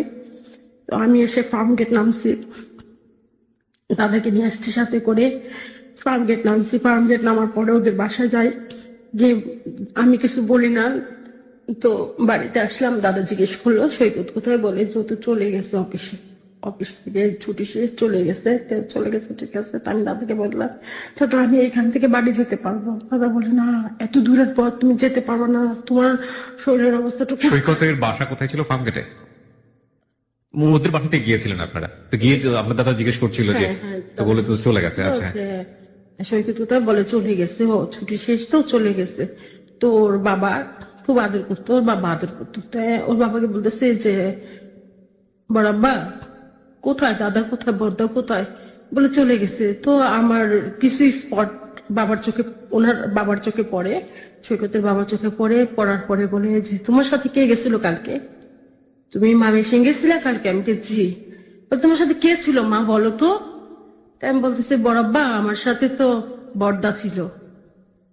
তো উনি বুঝতে পারছে যে বড়দা যেহেতু ছিল তোমার সাথে, আর আমার কিছু স্পট ছিল, তা দেখে বলতেছে যে বড়দার সাথে গেছিলা, আর কে ছিল? আমি বলছি, না বড়দা আমি তো সব সময় বাইকে যাই, আপনারা তো পিছনের গাড়িতে আসেন, তো ওইভাবেই গেছি। বড়দা বলছে যে আপনারা নাকি আগে চলে গেছেন, এই জন্য বড়দা আমাকে বাড়ির ভিতরে ঢুকতে দেয় না, বলে সবাই চলে গেছে। তো আমি তো বাবা রাস্তা অনেক অসুস্থ হয়ে যাই, তো বড়দা আমাকে ওষুধ টষুধ কিনে দেয় ফার্মেসি থেকে, ওষুধ টষুধ খাই, তো আমি ঘুমাই পড়ি। তো সকালবেলা দেখি বড়দা নাই। আর উনিও ওইভাবে কিছু বলে না, আমিও কিছু বলি নাই। তো দাদা, এই যে গোবিন্দ দাদা, উনি বলতেছে যে চল আমি তোকে বাড়ি পর্যন্ত দিয়ে আসি। আমি বলছি, দাদা না। বলে, তাহলে তুই আজকে বাড়ি যাইস না, তুই এখানে থাক, কারণ শরীরের দেখলে আমার মা তো অবশ্যই বুঝতে পারবে, একটা মেয়ে মানুষ বুঝতে পারবে। তো সৈকতের বাবা বলতেছে যে, মা তুমি আজকে বাড়ি না গেলে হয়? আমি বলছি, না আমার শরীর খুব খারাপ, আমি বাড়ি যাবো, বাড়ি গিয়ে রেস্ট করবো। বলে, না মা আজকে তুমি এখানে থাকো, তোমার বড় আব্বার বাসায় কি তোমার থাকার অধিকার নাই? বলছে, হ্যাঁ আছে তো বড় আব্বার বাসা থাকার অধিকার। বলে, তাহলে আজকে থাক। তো আজকে থাকো বলে তো রইলাম, ওখানেই ছিলাম। তো বড় আব্বা আবার কিছু মেডিসিন এনে দিল আমাকে খাওয়ার জন্য আর ইউজ করার জন্য। বড় আব্বা বললো যে গাইনি ডাক্তার দেখা ও তোমাকে, চলো আমার সাথে। বলছে, না আমি যাবো না, কোথাও যাবো না, আমার কাছে নিজের প্রতি নিজের ঘেন্না হচ্ছে, ইচ্ছে করতেছে এই মুহূর্তে সুইসাইড করি, ছাদে যাই। প্রিয় শ্রোতা, আমরা এই জায়গাটায় ছোট্ট একটা বিরতি নিতে চাই। জীবনে যা ঘটে সেটাই জীবনের গল্প, এবং সেখানে কোনো ইকুয়েশনই অনেক সময় যুক্তির উত্তর দিতে পারে না। ইকুয়েশন ঠিক বলতে বোঝাচ্ছে যে কোনো প্রশ্নই তার জীবনের গল্প বলছে। নদী, আপনার কাছে আমি আবারও ফিরছি, যেখানটায় আপনি ছিলেন, যে আপনার যেখানে মানে সৈকতের বাবা আপনাকে ট্রিটমেন্ট করাচ্ছেন, ওষুধ খাইতে বলছেন, উনি তো বুঝতে পেরেছিলেন যে এই ঘটনাটা কি ঘটেছে, রাইট? হ্যাঁ, আপনি বলুন তারপর। তো বড় আব্বু ডাকি আর কি। তো বড় আব্বু আমাকে বলতেছে, মা তোমাকে একটু গাইনি, আমাদের এখানে একটা গাইনি ডাক্তার আছে ভালো, চলো একটু দেখা আসছে। তো সৈকতের মা রাজি হচ্ছে না, উনি বলতেছে না দরকার নাই, এরকম হয় এই বয়সে এরকম হয়। তো বলতেছে না, ওর শারীরিক অবস্থা খুবই খারাপ, এখন যদি না দেখাই ভবিষ্যৎ যদি মানে পরবর্তীতে বাসা যাওয়ার পরে যদি কোনো সমস্যা হয় তাহলে ফেসে যাব। তো ওনারা দুজনেই কথাটা বলার পরে আমাকে নিয়ে গেল, যাওয়ার পরে ওখানে বললো যে কিছু সার্জারি করতে হবে, মানে গাইনোলজিস্ট বলছেন? বলতেছে যে সার্জারি করতে হবে। তো ওর বাবা আর ওর মা দুজনের মধ্যে তখন থেকে লেগে গেলো, তুমি আনতে চাইলে না, দেখো এখন কি সমস্যা হলো, যে এতটুকু মেয়ে দেখছো সমস্যাটা। তো বলছে, বলার পরে ওখানে থাকলাম আমি 2 দিন, প্রাইভেট ক্লিনিকে থাকলাম। তো 2 দিন 3 দিনের মধ্যে আমি সেরে উঠলো। তো আমি বাসায় ওনাদের বাসায় চলে আসলাম। এই 3 দিন বাড়ির সঙ্গে যোগাযোগ করেন? হ্যাঁ, বাড়ির সাথে আম্মাকে লোক পাঠানো হয়েছে যে একটু ময়মনসিংহের বাড়িতে কাজ আছে, তো বাবারা সবাই একসাথে আছে, তো আসবে। তো সৈকত কোথায়? সৈকত তো চলে গেছে। আচ্ছা, তার মানে আপনার মা জানতো আপনি ময়মনসিংহে আছেন? হ্যাঁ হ্যাঁ, সৈকত চলে গেছে।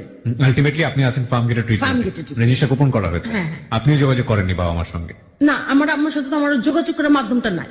ওদের বাসার ড্রাইভার আমাদের বাসা চিনে, ড্রাইভারকে দিয়ে পাঠাইছে, যে খবর পাঠাইছে যে চিঠি লিখে, তখন তো চিঠি লিখে পাঠাইছে। আমি বলছি যে আম্মা ভালো আছে। তো বাসা ওইখানে 3 দিন যে ট্রিটমেন্ট করার পরে 4 দিনে তো নতির বাসায় আসি, সৈকতের বাসায় আসি। আসার পরে তো কিছু বলি না, তো আমি শুধু বললাম বড় আব্বু যা হওয়ার হয়েছে, আমি নিজেকে ক্ষমা করতে পারি না, আমি আপনার ছেলেকেও ক্ষমা করতে পারতেছি। বড় আব্বু আমাকে একটা সাজেশন দেন, আমি কি করব? আমি কি এখন সুইসাইড করব, না আমি বেঁচে থাকবো কলঙ্কিত হয়ে? বলে মা কলঙ্কিত কেন, তুই বীরের মতো করে বাঁচবি, তুই তো ওর বউ হবি। তা আমাকে আশ্বাসটা দিতেছে। তা আমিও তো জানি আমার বাবা আংটি পড়াইছে, ওনারাও আমার আংটি পড়াইছে, তো আংটি তো পড়াইছে, এটা তো জানা। তো বলতেছে যে তোর বাবা যে আংটি পড়েছে তার চেয়ে তো দামি পাথরের আংটি আমরা দিছি। আমার হাতে এখনো পাথরটা আছে, চাইলে দেখতে পারে। দেখতে পাচ্ছি আমরা। হ্যাঁ, ওই দামি একটা আংটি পড়াইছে। তো বললাম যে হ্যাঁ সবাই তো জানে বিয়ে হবে। তো 4 দিন চলে গেল, 5 দিনের সময় বাসায় আসছি, একটু ফ্রেশ ট্রেশ হয়েছি। হ্যাঁ, আসার পর আম্মা বলতেছে আজকে এমন দেখাইতেছে, কারণ কি, কান্নাকাটি করছো? আমি বলছি কি না আম্মা, এমনি শোলটা, আপনি তো জানেন ভালো করে যে আমি কোথাও গেলে আমার অবস্থাটা খারাপ হয়ে যায়, এরকম সমস্যাটা হয়, ভালো করেই জানেন। তা বলতেছে এই জন্য বলি যে যাইস না। তো ওই দিন আর আম্মার সাথে তেমন একটা কথা বললাম না। তো আমার বড় ভাই দোকান থেকে খবর পাঠাইছে যে আমি বাসায় আসছি কিনা। তো আমার ভাই বলতেছে যে হ্যাঁ বাসায় আসছে। তো আমার ভাই 1 কেজি গরুর মাংস পাঠাই দিছে বাসায়, যে ওরে গিয়ে বল ই করতে, রোহাব করতে।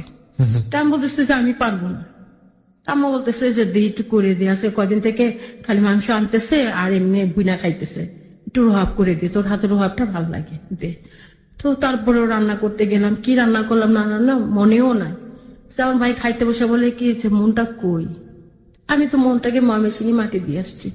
বলে ময়মনসিংহে মনটা মাটি দিলে চলবো না, ময়মনসিংহের জায়গাটা বিক্রি করে টাকা দিতে হবে। তো ভাইয়ের সাথে দুষ্টুম করলাম। তো ভাই রাত্রিবেলা আইসা আমার ডাক দিচ্ছে, ওর রুমে ডাক দিচ্ছে। আমি বলতেছি কি? বলে একটা সত্যি কথা কবি। আমি কি? আমার তুই কি টাকা দিতে অবিশ্বাস করস? আমি ভাই আমার টাকা থাকবে কোত্থেকা? বলে যে এক কাজ কর, তুই ময়মনসিংহের বাড়িটা কর, দোকানগুলা বন্ধ করে রেখে আমার কিছু টাকা দিয়ে, আমি এই দোকানটা হাতছাড়া হলে আর দোকান পাবো না। আমি বলছি কোথায় দোকান, কিসের দোকান? বলে তোর নামে আমি একটা লটারি করছি। আমি আমার নামে কিচ্ছু করিস না ভাই, যদি আমি বেঁচে থাকি তো আমার বারবার না মুখে এই কথাটাই আসে। তার ভাই বলে এমন কিছু হইব না যে আমার আগে তুই মরবি, তুই ভালোই, এখন তো ভালোই সাহস টাহস হয়েছে, বাবার সাথে থেকে তুই ভালোই শিখছিস। ভাইয়ের সাথে আর বেশি কিছু বললাম না, বললাম ঠিক আছে আগামী মাসে যাবো। ভাইকে বললাম যে এই মাসে আর যাবো না, আমার শরীরটা খুব খারাপ। তো গেছি ওখানে 1 মাস পরে যাওয়ার কথা, 1 মাসের আগে চলে গেলাম। এর মধ্যে ওইখান থেকে আসার পর ময়মনসিংহ থেকে আসছি কিন্তু 20 দিন হয়ে গেছে। আর এইখানে যে গাইনি চিকিৎসা করাইলাম 4 দিন 5 দিন পরে বাসায় ফিরে গেলাম। তো এর মধ্যে ওনারা আমাকে কোনো কিছু করে নাই। তেরিতে বেবি যে কনসিভ হয়ে যাচ্ছে এটা তো আমি জানি না। তেরিতে আমার শরীরও ক্লান্ত লাগে, খুব খারাপ লাগে। তো ভাইয়ের সাথে ময়মনসিংহ গেছে, যাওয়ার পরে খুব বমি, সেখানে গিয়ে অনেক খারাপ অবস্থা। তো আমার ভাই দেখলো যে হ্যাঁ তো বাইরে গেলে এরকম হয়, তো খুব খারাপ অবস্থা। তো আমার ভাই বলতেছে যে ওই দাদাকে বলতেছে, দাদা আমার তো কিছু টাকা লাগে, দোকানগুলো বন্ধ করে রাখার চেষ্টা করেন। কবে? আজকের মধ্যে। বলে ভাই আজকের মধ্যে তো হবে না। আজকের মধ্যে হবে না, হবে কবে? বলা হচ্ছে সময় তো দিতে হবে, 1 সপ্তাহ সময় দিতে হবে। তো বলে ঠিক আছে 1 সপ্তাহ সময় দিই। তা আমি আর যাইনি, আমার ভাই পরে চলে আসলাম, 2 ভাই বোন চলে আসার পরে ভাই রাত্রে আম্মার সামনে কিছু বললো না, আম্মার সামনে কিছু বলে নাই। পরে আমাকে বলতেছে যে 1 সপ্তাহ পরে কি তুই যাবি? না আমি যাবো। আমি না তুই যাবি। তা আমার ভাই গিয়ে দোকানগুলো বিক্রি করে দিয়ে আসছে। বন্ধক না বিক্রি করা? হ্যাঁ বিক্রি করা। তা আমার কাছ থেকে সিগনেচার নিতে হবে, তো আমি ঘরে দিয়ে দিছি। তা আমি আমার ভাইকে অনেক বিশ্বাস, অনেক ভালোবাসা, পৃথিবীতে নিজের সন্তানরা আমি তেমন ভালোবাসি না, আমার ভাইকে যতটুকু ভালোবাসি। তো আমার ভাইয়ের প্রতি অনেক ভালোবাসা। তা আমার ভাই বিক্রি করে দিয়ে আসছে, আমি কিছু বলিনি, আমি জানি না। পরে যখন আবার ভাই দোকান টোকান নিল, আমার নামে দলিল টলিল করলো। 1 মাস পরে আমার অসুস্থতা শুরু হইতেছে, আমার ভিতরে খুব যন্ত্রণা হইতেছে, যন্ত্রণা বলতে কি যে মানে কারো কথা সহ্য হইতেছে না, হয়তো কিছু সামনে দেখলেও ঘেন্না লাগতেছে, বা কেউ এসে একটা কথা বললে খুব খারাপ লাগতেছে, ইচ্ছে করতেছে মারধর করি, তো এরকম একটা কেমন জানি লাগতেছে ভিতরে। 2 মাস যখন, তখন আমার শুরু অস্থিরতা, বমি। 1 সেকেন্ডের জন্য আমার বমি বন্ধ হচ্ছে না। আমার আম্মা বলেন, আমার ভাই বলেন, কেউ আমার রুমে ঢুকতে পারতেছে না, শুধু বমি করতেছে। আমার আম্মা বলতেছে কিরা তো বমি করে কেন? আর আমার একটা সমস্যা, আমার একটা পেটে একটা সমস্যা ছিল, যে সময়তে আমি 1 মাস 15 দিন হয়ে গেলে আমি বমি করা শুরু করি। আচ্ছা, হ্যাঁ, আমার মেইলি সমস্যা যেটা, তখন থেকে আমার বমি হবে। সেটা কিন্তু খুবই খুবই খুবই জরুরি। বলুন আপনি যেটা তো বলছেন। আমি এই জিনিসটা বুঝতাম না, তো এই বিষয়ে যে কেউ আমাদের সাথে কথা বলবে ওই রকম লোক ছিল না। মানে ভাবিরা থাকে বা কেউ বলবে যে এরকম কোন লোক থাকে যে বলে, তা আমার মার সাথে তো এই ধরনের কথা সম্ভবই না। তা আমি যে এতটা দুর্বল হয়ে গেছি বমি করতে করতে, আমার শরীরের হাড়গুলো দেখা যেতেছে। তা আমার বাসায় সবাই বলতেছে কি যে আমার ভাইয়ের দোকানে যারা আসে, অনেক সময় তো বাসায় ভাইকে খুঁজতে আসে, একজন আসছে এসে দেখে বলতেছে যে ওকে মনে হয় কেউ বানটান মারছে। তা আমার বড় ভাই বলে কি, এই ভাই তুই আমার বোনটা দেখতে বলছিস, তোরে ছাতি বেড়ে গেটের বাইরে গিয়ে দাঁড়া, আমি আসতেছি। তো আমার বড় ভাই কি করছে, যাওয়ার সময় আবার ঘুরে আমার দিকে তাকাইছে, তাকায় আমাকে পায়ের থেকে মাথা পর্যন্ত দেখতেছে। তো আমি তো ওইভাবে কারোর সাথে মিশি নাই, যে জন্য বুঝতে পারিনি আর জানি নাই যে এটা কি হয় বা কি কারণে হয়েছে। তো সমস্যা হইতে আছে। তো আমার ভাই দেখলো যে পিছন থেকে ঘুরে তাকে দেখে আমাকে, যে আসলে তো আমার বন্ধু অনেক শুকাই দিছে, আমার এই সমস্যা। কোনো কথাই মাকে বলা হয় না, শুধু কান্না করি। রান্না করতে বসলে কান্না করতেছি, ওইদিকে কিছু করতে বসলেও কান্না করতেছি, শুয়ে থাকি তাও কান্না করতেছি। আমি মনে মনে শুধু ওকে ডাকতেছি, তুই যেখানেই থাক, তুই তাড়াতাড়ি আল্লাহ যেন তোকে আসে, তুই যেন এসে আমাকে উদ্ধার কর। কি হয়েছে, কেন হয়েছে, এগুলা বল। আমার কেনই মনে হইতেছে আমি কি বাঁচবো, আমি কি মরে যাব। তখন আমার ভিতরে একটাই কল্পনা, যে আমি মরে যাব, ও নিশ্চয়ই কিছু করছে আমার সাথে, আমি মরে যাব, এই জন্য আমার এমন হইতেছে। তার না আমার এত বমি হবে কেন? আমার ভাই পরে দেখলো, চলে গেল। রাত্রে বলছে আম্মা ওর একটু ঝাড় করান তো, একটু ঝাড়ফুঁক করান। আম্মা বলছে কেন? বলে দেখেন ও যে এমনি বমি করে, আর তাহলে এক কাজ করেন আম্মা, যক্ষা হাসপাতালে নিয়ে যান। আমার আম্মাকে বলতেছে আম্মা যক্ষা হাসপাতালে নিয়ে যান। আম্মা বলে কেন? বলে এই যে যক্ষাটা কইলে বমি করে না মানুষ, এরকম বমি করে তো, ওরে লিয়া যান, একটু দেখায় আনেন লিয়া, যদি ওই যক্ষাটা কয়া থেকে। আমি না হেসে দিচ্ছি, বলছে ও তাইলে তোরা কি আমারে ওই যদি শুনো যে যক্ষা হয়েছে, টিবি রোগ হয়েছে, তাহলে কি আমারে ওই রাস্তার করে শুইতে দিবি? থাক ভাই, আমারে রাস্তার করে শুইতে দিতে হবে না, আমি তো 2 দিন পরে মরিয়ে যাবো।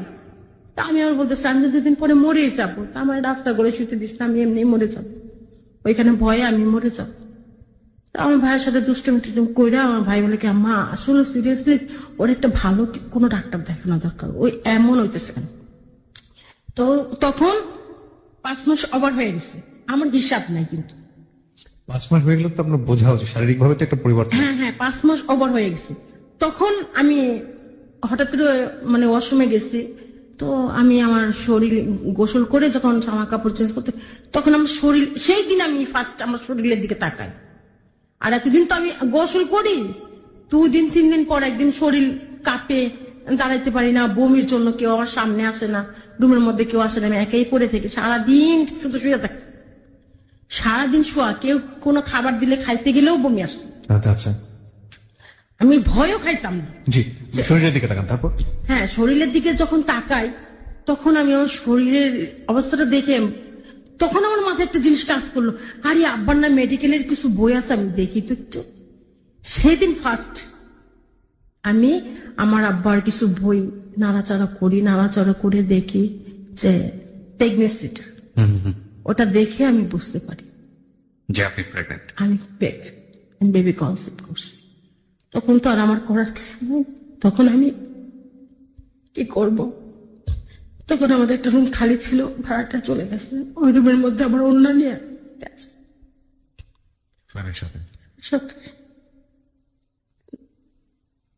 ফ্যানের আংটাটা থাকে না, ফ্যান ওই রুমটা খালি, ফ্যানের আংটার সাথে অন্যটা আছে। পেঁচানোর পরে যখন মন নাই বাসায়, আমি অন্যটা দিয়ে গলার মধ্যে পেঁচেছি, তো ওই পাশের বাসা থেকে এক লোক আসছে, এসে ডাকতেছে, এই নদী নদী তোর আম্মা কই? তা আমি বলতেছি যে আম্মা তো বাসায় নেই। বলে তুই কই? তুই খালি করে কি করস? আমি বলছি কিছু করি না আন্টি, এমনি বসে রয়েছি, ভালো লাগে না তো বসে রয়েছি। তো বের হ। তো উনি আমাকে বের করবে, বলে তোর আম্মা বাসায় নাই, তুই বাড়িতে একা একা আবার অন্ধকার খালি করে বসে রয়েছিস। আচ্ছা না এমনি না, উনি এখন দরজা বাড়িতেছে, বের করবে আমাকে, আমাকে ঘর থেকে বের করে নিয়ে আসবে। তো আমি কি করলাম, অন্যটা টান দিয়ে খুললাম, খুলে অন্যটা গায়ে দিয়ে চলে আসলাম। তো উনি যেন বুঝতে না পারে যে আমি এভাবে হাত দিয়ে এসে বসে পড়লাম, যাতে বসলে বোঝা যাবে না। তো বসে পড়লাম, বসে রয়েছে। তো বলে কি রে তোর না এমন দেখায়? আমি আন্টি কেমন দেখায়? আমি ওনার কাছে জানতে চাইতেছি যে বেবি কনসেপ্ট করলে কেমন হয়, কেমন দেখায়? আমি কেমন দেখায়? তো বলে যে ওনাদের ভাষায় আর কি বললো যে মা হইতে গেলে যেমন দেখায় তেমন দেখায়, যে তুই তো এখনো ছোট, তোরে এমন দেখায় কেন? তোরে কি কেউ নষ্ট নষ্ট করলো না কি, বানটান মারলো নাকি? তোর আম্মারে করে যে আমি আর কাছে লিয়া যেতে। তাই বললাম যে না, কারো কাছে যাইতে হবে। তাই আমি তো বুঝেই গেছি, যেহেতু আমি বুঝেই গেছি আমার শারীরিক সমস্যাটা তো আমি দেখতেই আছি, আমার তো এখন আর দেখার আর মানে আমার জানার আর কিছু বাকি নাই। তো আমি দেখলাম, দেখার পরে আর আমি আন্টিকে বেশি কথা বললাম না। আন্টি বলতেছে যে পোয়াতি মেয়েদের মতো দেখা যেতেছে তোরে। উনি বলেই ফেললো, অলরেডি উনি বলেই ফেললো।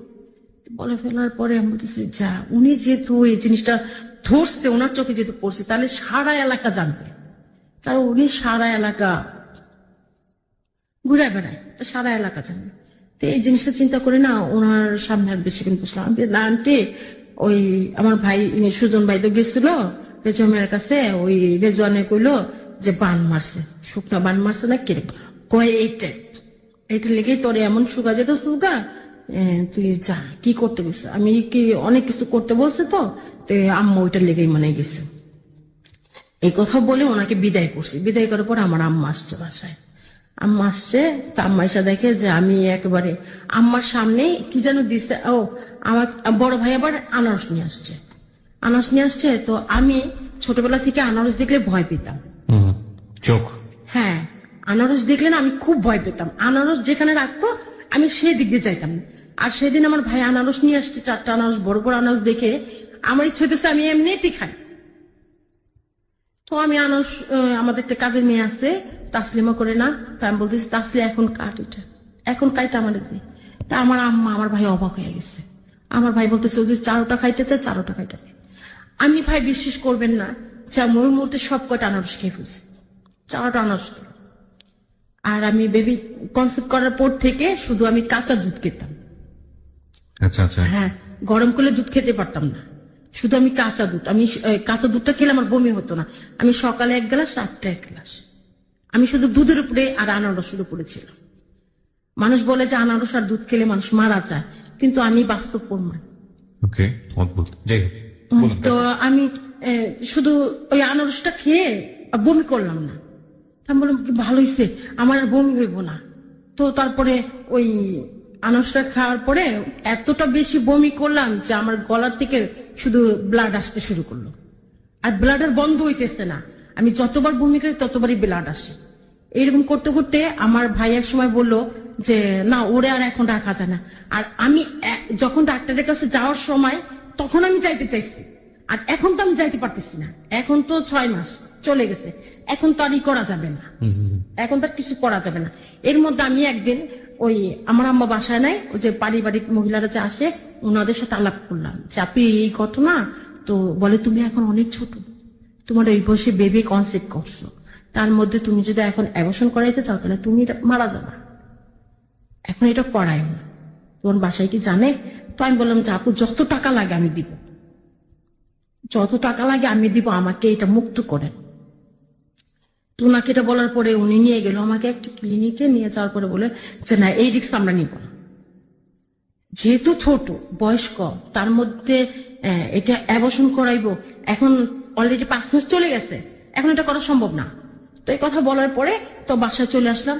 তো 6 মাস হয়ে গেছে, 6 মাস পরে আমার আম্মা কিছু কিছু করতেছে, ধারণা করতেছে যে না, মেয়ের নিশ্চয়ই কিছু হয়েছে, না হলে এরকম হওয়ার কথা না।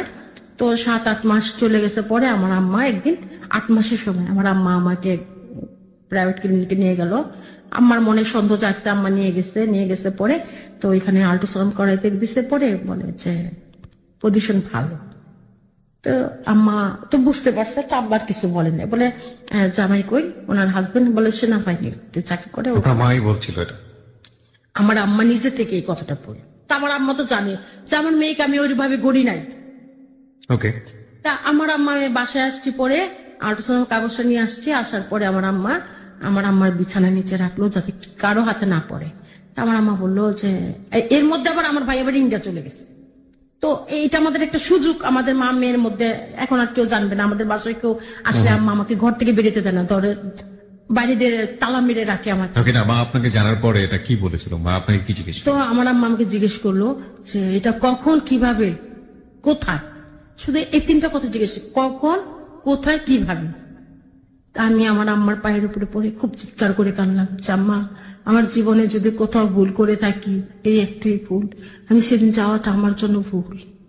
তা আমার আম্মাও খুব কান্নাকাটি করলো, আমি কান্নাকাটি করলাম। পরে আম্মা বললো যাওয়ার হয়েছে, এটা আমি এখানেই শেষ করব, এই ঝুট ঝামেলা আমি বাসায় নিয়ে আসবো না। আমি তোমাকে আনবো, তুমি আমার সন্তান, আমি তোমাকে আনবো, কিন্তু তোমার সন্তান আমি আনবো না। আমি অবৈধ সন্তান আমি আমার ফ্যামিলিতে তুলবো না। প্রিয় শ্রোতা, আমরা এই জায়গাটিতে একটা ছোট্ট বিরতি নিতে চাই। এর পরের গল্প আনথিঙ্কেবল। আমরা মাত্র 4 মিনিটের ছোট্ট একটা ব্রেক নিব।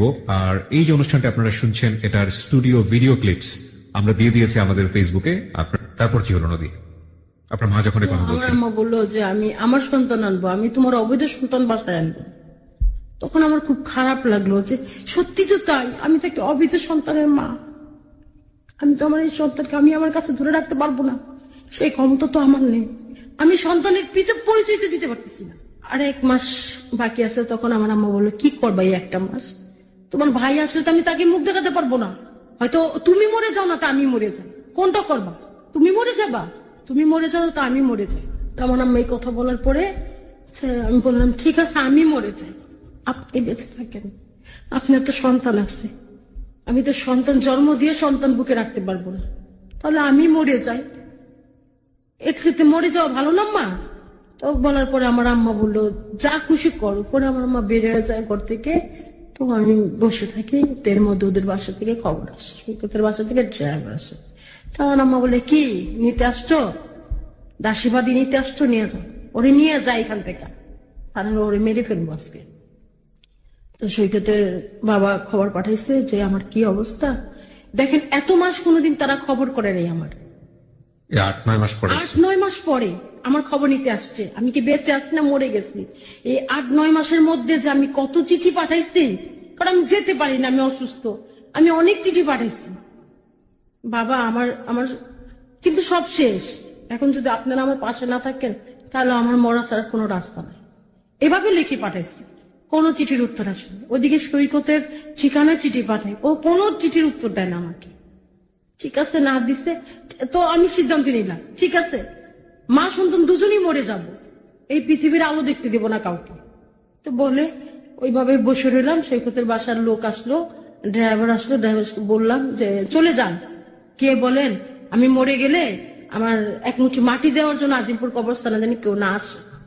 এর মধ্যে আমার পেন শুরু হয়ে যায়। আমার আম্মা, আমার বড় ভাই বাসায় নেই, আমার ছোট ভাইটা আর মেজো ভাইটা আর এই প্রতিবন্ধী ভাইটা তো ঘুমাচ্ছে। তো ওদের না দেখে আমাদের পাশে আমাদের ভাইটিয়ারে ডাক দিল যে ওর অবস্থা অনেক খারাপ, তো একটু হাসপাতালে যাওয়া লাগতে পারে। তো আমার আম্মা, আমার ছোট ভাই আর আমি আমাকে নিয়ে হসপিটালে যায়। ওইখানে যাওয়ার পরে যখন আমাকে সিজারে নিয়ে যায়, তো বয়স কত, তো আমার বয়স তখন আমার আম্মা বলছে 18 বছর। তো বলছে 18 বছর তো এই বয়সে বেবি নিল কেন? তো পরে আর কি করব, সিজার করে যখন আমাকে বেডে দেওয়া হলো তখন মানে আমার কানে শুধু বাচ্চার কান্নার শব্দটা শুনতে পেলাম, চোখ কাঁদছে। তো আমি তো বলতে পারি না, আমার মাকে বলতে পারি না যে আমার মা কি করবে। তখন একটা আঙ্কেল আসলো হসপিটালে, আঙ্কেলকে বললো যে এটাকে নিয়ে যান, এই আপদ নিয়ে যান। তো আঙ্কেল বললো যে আমি কখনো বিশ্বাস করতে পারি না যে নদীর মতো মেয়ে এই কাজ করতে পারে। তো ওখানে ওখানে আমার মা একটা অপমানিত হলো, আমি একটা অপমানিত হলাম। তো ওই সময় তো বললাম, আঙ্কেল আর কিছু বলবেন, না বললে যে এখানে বৃষ্টির তো অনেক কিছু পাওয়া যায়, দিয়ে যায় আর ওকে নিয়ে যায়। আমি দুই চোখ থেকে ওকে কখনো দেখিনি, যে ওকে যখন নিয়ে যায় তখন আমার বুকটা ছিঁড়ে যায়। আমি আমি এক দৃষ্টি দিয়েও আমি ওকে কখনো দেখিনি, এক পলকের জন্য আমি ওর দিকে তাকাইনি। তখন আমাকে আর ওকে তো আলাদা করে রাখা হয়। আমি শুধু কান্নাটা আমার কানে শুনছি, যে হ্যাঁ বেবিটা কাঁদতেছে, আমি বেবিটার কান্নাটা শুনছি। আজও পর্যন্ত আমি আমার বেবিটাকে দেখতে পারি না। তাই বলে যে পাকিস্তানিদের মতো বাবার মতো এত সুন্দর, এত লম্বা, এত স্মার্ট, কিন্তু আমি আজও আমার বেবিটাকে আমি দেখতে পেলাম না। কেন দেখতে পেলাম না? আমি মা হয়ে কোনোদিন আমার সন্তানের কাছ থেকে বলতে পারলাম না যে আমি তোমার মা, বা ইনি তোমার বাবা। বাবার পরিচয়টা আমি দিতে পারি না, বিধে আমি আমার সন্তানের কাছে যেতে পারি না, তার কাছে গিয়ে আমি বলতে পারি না আমি তোমার মা। আমার মতো মায়ের আছে না, কোনো না হয়। প্লিজ আপনি একটু কন্ট্রোল করুন নিজেকে, বিকজ জীবনের ভয়াবহতম অধ্যায় শুরু হচ্ছে বাংলাদেশের সামাজিক প্রেক্ষাপটে। এটা যে কত বড় একটা প্রবলেম হতে পারে একটা মেয়ের জন্য, এটা আনথিঙ্কেবল, অচিন্তনীয়। আমরা শুরু করেছি মাত্র। এই জায়গাটা আমরা একটু ধীরে ধীরে আপনার কাছ থেকে বিস্তারিত জানতে চাই, কি হলো না হলো স্টেপ বাই স্টেপ। যে আঙ্কেলের কথাটা আপনি বলছিলেন, উনি আসলে কে? উনি আমার আবার এক ফ্রেন্ড। উনি আসলে বেবিটা নেওয়ার জন্য বা কিছু একটা, ওনাকে দাওয়াত দিয়ে নিয়ে এসছে কি আপনার মা? হ্যাঁ আমার মা। ওনাকে বলেছে সব বিস্তারে? হ্যাঁ ওনাকে বলছে, ওনাকে বলে তারপরে ওনাকে বলছে যে হসপিটালে উনি আসছে, এসে বলতেছে যে ওরে নিয়ে যান আপনি, যে আমার যখন সময় হবে আমি যাবো আপনার বাসায়। আচ্ছা, তো উনি আঙ্কেল জেনে শুনে আপনার বেবিটাকে নিয়ে গেল? হ্যাঁ নিয়ে গেল। এবং যাওয়ার সময় আপনি আপনার বেবিটা দেখেন, ইনফ্যাক্ট বলে তোলার সুযোগ আপনার হয়নি? আমি যে ভাইয়া সত্যি কথা বলতেছি, আমার বেবিটাকে যখন আমার মা দিয়ে দেয় ভাবে, আমার হাতটা শুধু দেখছি, আমার বেবির হাতটা এত এত সুন্দর। আমার বেবি এখনো সবাই বলে যে ও যদি মেয়ে হইতো না কত ছেলে ওর পেছনে দৌড়াইতো, ও এত সাদা। ঠিক আছে, বলুন তারপর। তো আমি শুধু ওর হাতটা দেখছি আর ওর কান্নাটা আমার কানে এখনো কোনো বেবি কান্নাকাটি করলে আমার কাছে মনে হচ্ছে আমার বেবিটাই কাঁদতেছে, আমার সেই বেবিটা কাঁদতেছে। তো আমি বেবিটাকে দেখে নিয়ে আঙ্কেল নিয়ে যায়। আঙ্কেল নিয়ে যাওয়ার 1 মাস পরে আমি যখন 10 দিন পরে বাসায় আসি, তো আমার ভাই জিজ্ঞেস করে যে আম্মা ওর, উনি সবাই জানতেছে যে আমার পেটে টিমার হয়েছে। এর মধ্যে আমার আম্মা ছড়াই দিচ্ছে পেটে টিমার হয়েছে। আচ্ছা আচ্ছা, টিমার হয়েছে এই জন্য এত বমি করে, এত বমির সাথে ব্লাড আসে, এটা সবাই প্রচার হয়ে গেছে। পরে আম্মা বাসায় আসছি, পরে আমার ভাই জিজ্ঞেস করে আম্মা অপারেশন কেমন হয়েছে? বলে যে না ভালোই, এখন ভালো বলছে ডাক্তার, রেস্টে থাকতে আর দৌড়াদৌড়ি করতে না করছে, যে আস্তে ধীরে সুস্থ হয়ে যাবে। সুস্থ না, আমার আম্মা বলে সুস্থ না হয় কই যাবো, ঝাড়ু জুতার বাড়ি খেয়ে তো এখানেই থাকবো। আমার আম্মা এই কথাটা বলতেছে, মানে আমার আম্মার জন্য কাঁদতেও পারতাম না। কাঁদলে বৃষ্টি কথা বলতো, যে আমার কোনোদিন কিছু বলে না, সে গালি দিত, হ্যাঁ গাল বন্ধ করতো, গাল বন্ধ করতো। খুব খারাপ লাগতো ভাই, খুব। আমি এখানে এই জন্য আসছি যে আমি কারোর সাথে অবৈধ সম্পর্ক করি নাই, আমার বুকে একটা বল আছে, আমি মরার পরে আল্লাহর কাছে মুখ দেখাতে পারবো। সবাই শুনুক, সবাই জানুক যে আমাকে যারা যারা বলছে যে আমি অসত্যি, আমার চরিত্র নিয়ে কলঙ্ক দিছে, আমি তো সবাই জানো যে টিমার হয়েছে, তো সবাই আত্মীয় সবাই দেখতে আসে। যারা মতো মুখে যা আসে তাই বলে, সহ্য করতে পারি না ভাইয়া, ওই মুহূর্তে না সহ্য করতে পারি না। বেবিটার কথা মনে পড়ে, সৈকতের কথা মনে পড়ে। যখন 40 দিন পার হয়ে যায় তখন ওদের বাসায়, 2 মাস পরে ওদের বাসায় যাই। যাওয়ার পরে বললাম যে বাবা আপনার তো একটা নাতি হয়েছে, তাকে তো একবার দেখতেও যাওয়া তো প্রয়োজন মনে করলেন না, একটাবার খোঁজও তো নিলেন না। তা বলে যে আমার যদি নাতি হয় তা আমার নাতি আমার বাসায় আসবে। মানে তারাও তখন অস্বীকার করলো, কিন্তু তারাই কিন্তু ফার্স্ট ট্রিটমেন্টটা করাইছে। আমার কথা বলার পরে আমি কিছু করলাম না, চলে আসলাম ওদের বাসায়। আমার কিছু কাপড় চোপড় ছিল, নিয়ে চলে আসলাম। আর একটা চিঠি লিখে ওর বাবা আবার দেখতেছে যে ওর বাবা সৈকতের চিঠি চাপে রেখেছে। তখন আমি ওর বাবার খামের মধ্যে একটা চিঠি লিখে দেখলাম যে আমি অসত্যি না, আমি কলঙ্কিত হলাম, আমি একজন মা হয়ে পৃথিবীতে একটা সন্তান জন্ম দিছি, সেটা অবৈধ। কিন্তু নবীর কলমা বা সরাকারে বলে সেটা আমি শুনি না, কিন্তু সত্যি সত্যি একটা সন্তান জন্ম দিছি। সেই সন্তানটাও তোর না, একটা নরপিশাচের। তুই একটা নরপশুর মতো করে ঝাঁপিয়ে পড়ছস, সে নরপিশাচের ঘরে আরেকটা নরপিশাচ জন্ম নিল। শুধু এই কথাটাই বলে দিলাম। তো চিঠিটা দিয়ে চলে আসলাম ওদের বাসা থেকে। তো ওর পরে ওর বাবাকে বলছে যে ও যেন এই বাসায় কোনোদিন না আসে, মানে আমি যেন না চাই কখন ওই বাসায়। তা আমি যাই না, আমার তো এমনি যাওয়া হবে না, যেহেতু আমার সন্তান বাবাও স্বীকার করলো, তো ও ছেলে করতে কতক্ষণ। তা আমি আর ওই বাসায় যাই না। তা ময়মনসিং এর বাড়িতে পরে 6 মাস পরে বাড়িতে ময়মনসিং এর বাড়িতে গেলাম, গিয়ে ঘরটা ঝাড়টা দিতেছি, এর মধ্যে দেখি দোকানে নতুন ভাড়াটিয়া। তাই আমি বললাম যে দাদা, তো ওরা কি ভাড়া দেয় না দোকানে? পরে ওই গোবিন্দ দাদা বললো যে দোকান তো দাদাভাই বিক্রি করে দিচ্ছে। আচ্ছা, একটু থামাই আপনাকে, এখান থেকে আমি একটু জাস্ট পিছনে যাব। সন্তানটা আপনার হলো এবং সন্তানকে নিয়ে গেল আপনার কোন এক আঙ্কেল, রাইট? এবং সে তার পরিবারের সন্তানকে বড় করছিল। কি পরিচয়ে বড় করছিল? তারা মানে 6 মাস পর্যন্ত তারা রাখছে, তারপর আমার খালা নিয়ে গেছে। ওখান থেকে আপনার এটা খালা? পরে আসছে। আচ্ছা, পরে আসছেন। আচ্ছা, বলুন। হ্যাঁ, তারপর? তো ময়মনসিং 6 মাস পরে আমি তো ময়মনসিং যাইতেছি। ও দোকান বিক্রি করে দিয়েছে? হ্যাঁ, দোকান বিক্রি করে দিয়েছে। তো আমি গিয়ে ওখানে গিয়ে শুনতেছি যে দোকান বিক্রি করে দিছে। তো খুব খারাপ লাগলো যে আয়শা বাসায় আয়শা কিছু বললাম না। যখন আমার বেবি হলো ফেব্রুয়ারির 8 তারিখ, আর আয়শা আমি কিছু বললাম না, দোকান বিক্রি করে দিছে। তো মনটা খুব খারাপ, বাসায় চলে আসলাম। তো এই আমার ভাই আবার ওই কিছু পোস্টার করবে, ওই এমপি নমিনেশন পাইছে। তো আমার ভাই যেদিন পোস্টার করবে তার আগের দিন মানে বুধবার দিন রাত্রে একটা বিচার হয়। তো বিচার আমার ভাইকে ডাকে যে সুজন ভাই বিচারটা করে দিয়ে যান, আমাদের জায়গা জমিনের ব্যাপার, বিচারটা করে দিয়ে যান, যে ওরা ওয়াল ভাঙতেছে। মানে কি ব্যাপার সেটা জানি না। তো আমার ভাই বিচার করে দুই পক্ষকে মিটমাট করে দেয়। তা আসার পথ আমার ভাইকে গুলি করে আগস্টের 8 তারিখ। আমার বেবি হয় ফেব্রুয়ারির 8 তারিখ, আমার ভাই মারা যায় আগস্টের 8 তারিখ। গুলি করার পরে আমি মারা যান? হ্যাঁ, আমার ভাই গুলি খেয়ে যেখান থেকে নাজিমউদ্দিন রোডে আসে, ওই গুলি করে জেলখানা ঢালে। বিভিন্ন পত্রিকায় মিডিয়াতে আমি আমার ফ্যামিলি অনেক ছবি এসছে, অনেক পত্রিকা। এখন আমার পরে এত পত্রিকা আছে। হ্যাঁ, ওই সময়কার 2002 সালে ম্যাগাজিন পত্রিকা অনেক আছে, অনেক মিডিয়াতে আসছি আমি। তখন ফিল্ম ছিলাম। তো আমার ভাই 8 তারিখে মারা যায়। তখন তো আমি আমার সন্তানের কথাই ভুলে গেছি। আর ভাই যখন মারা যায় তখন হসপিটালে নিজে হসপিটালে যায়, সবাইকে ফোন করে জানায় দেয় আমাকে অমুক বাড়িতে ওরা গুলি করছে। আমার ভাই নিজের মামলা নিজে করে যায়, গুলি খাওয়া অবস্থায়। সে নিজের বুকের থেকে রক্ত নিয়ে চিঠি লিখে, আপনি চিনবেন জেলখানা ঢালে মাকপুসা মাজার যেটা, এখানে একটা বক্স আছে, বক্সের মধ্যে চিঠি ফেলে যায়। তো ওই চিঠি আমরা অনেক পরে, ওই খাতেম আবার আমাদের পরিচিত, উনি অনেক পরে আমাদের চিঠিটা দেয় যে তোমার মামলাতে কাজে লাগতে পারে। উনি কতক্ষণ পরে মারা যায় গুলি খাওয়া? ও গুলি খায় 10:30, মারা যায় 11:30। নিজে পুলিশের কাছে গেল, তার হাসপাতালে নিয়ে যায়নি? না, হাসপাতালে তো যাইতেছে, যাওয়ার পথে যে পুলিশের গাড়িগুলো, টল গাড়িগুলো থাকে না, ওই টল গাড়িতে দেখছে যে গুলি খেয়েছে। হ্যাঁ, আব্দুল গফুর। হ্যাঁ, ওই ওনার নামটা আবার এখন মানুষ কেন আমাদের ফাইলের মধ্যে আছে।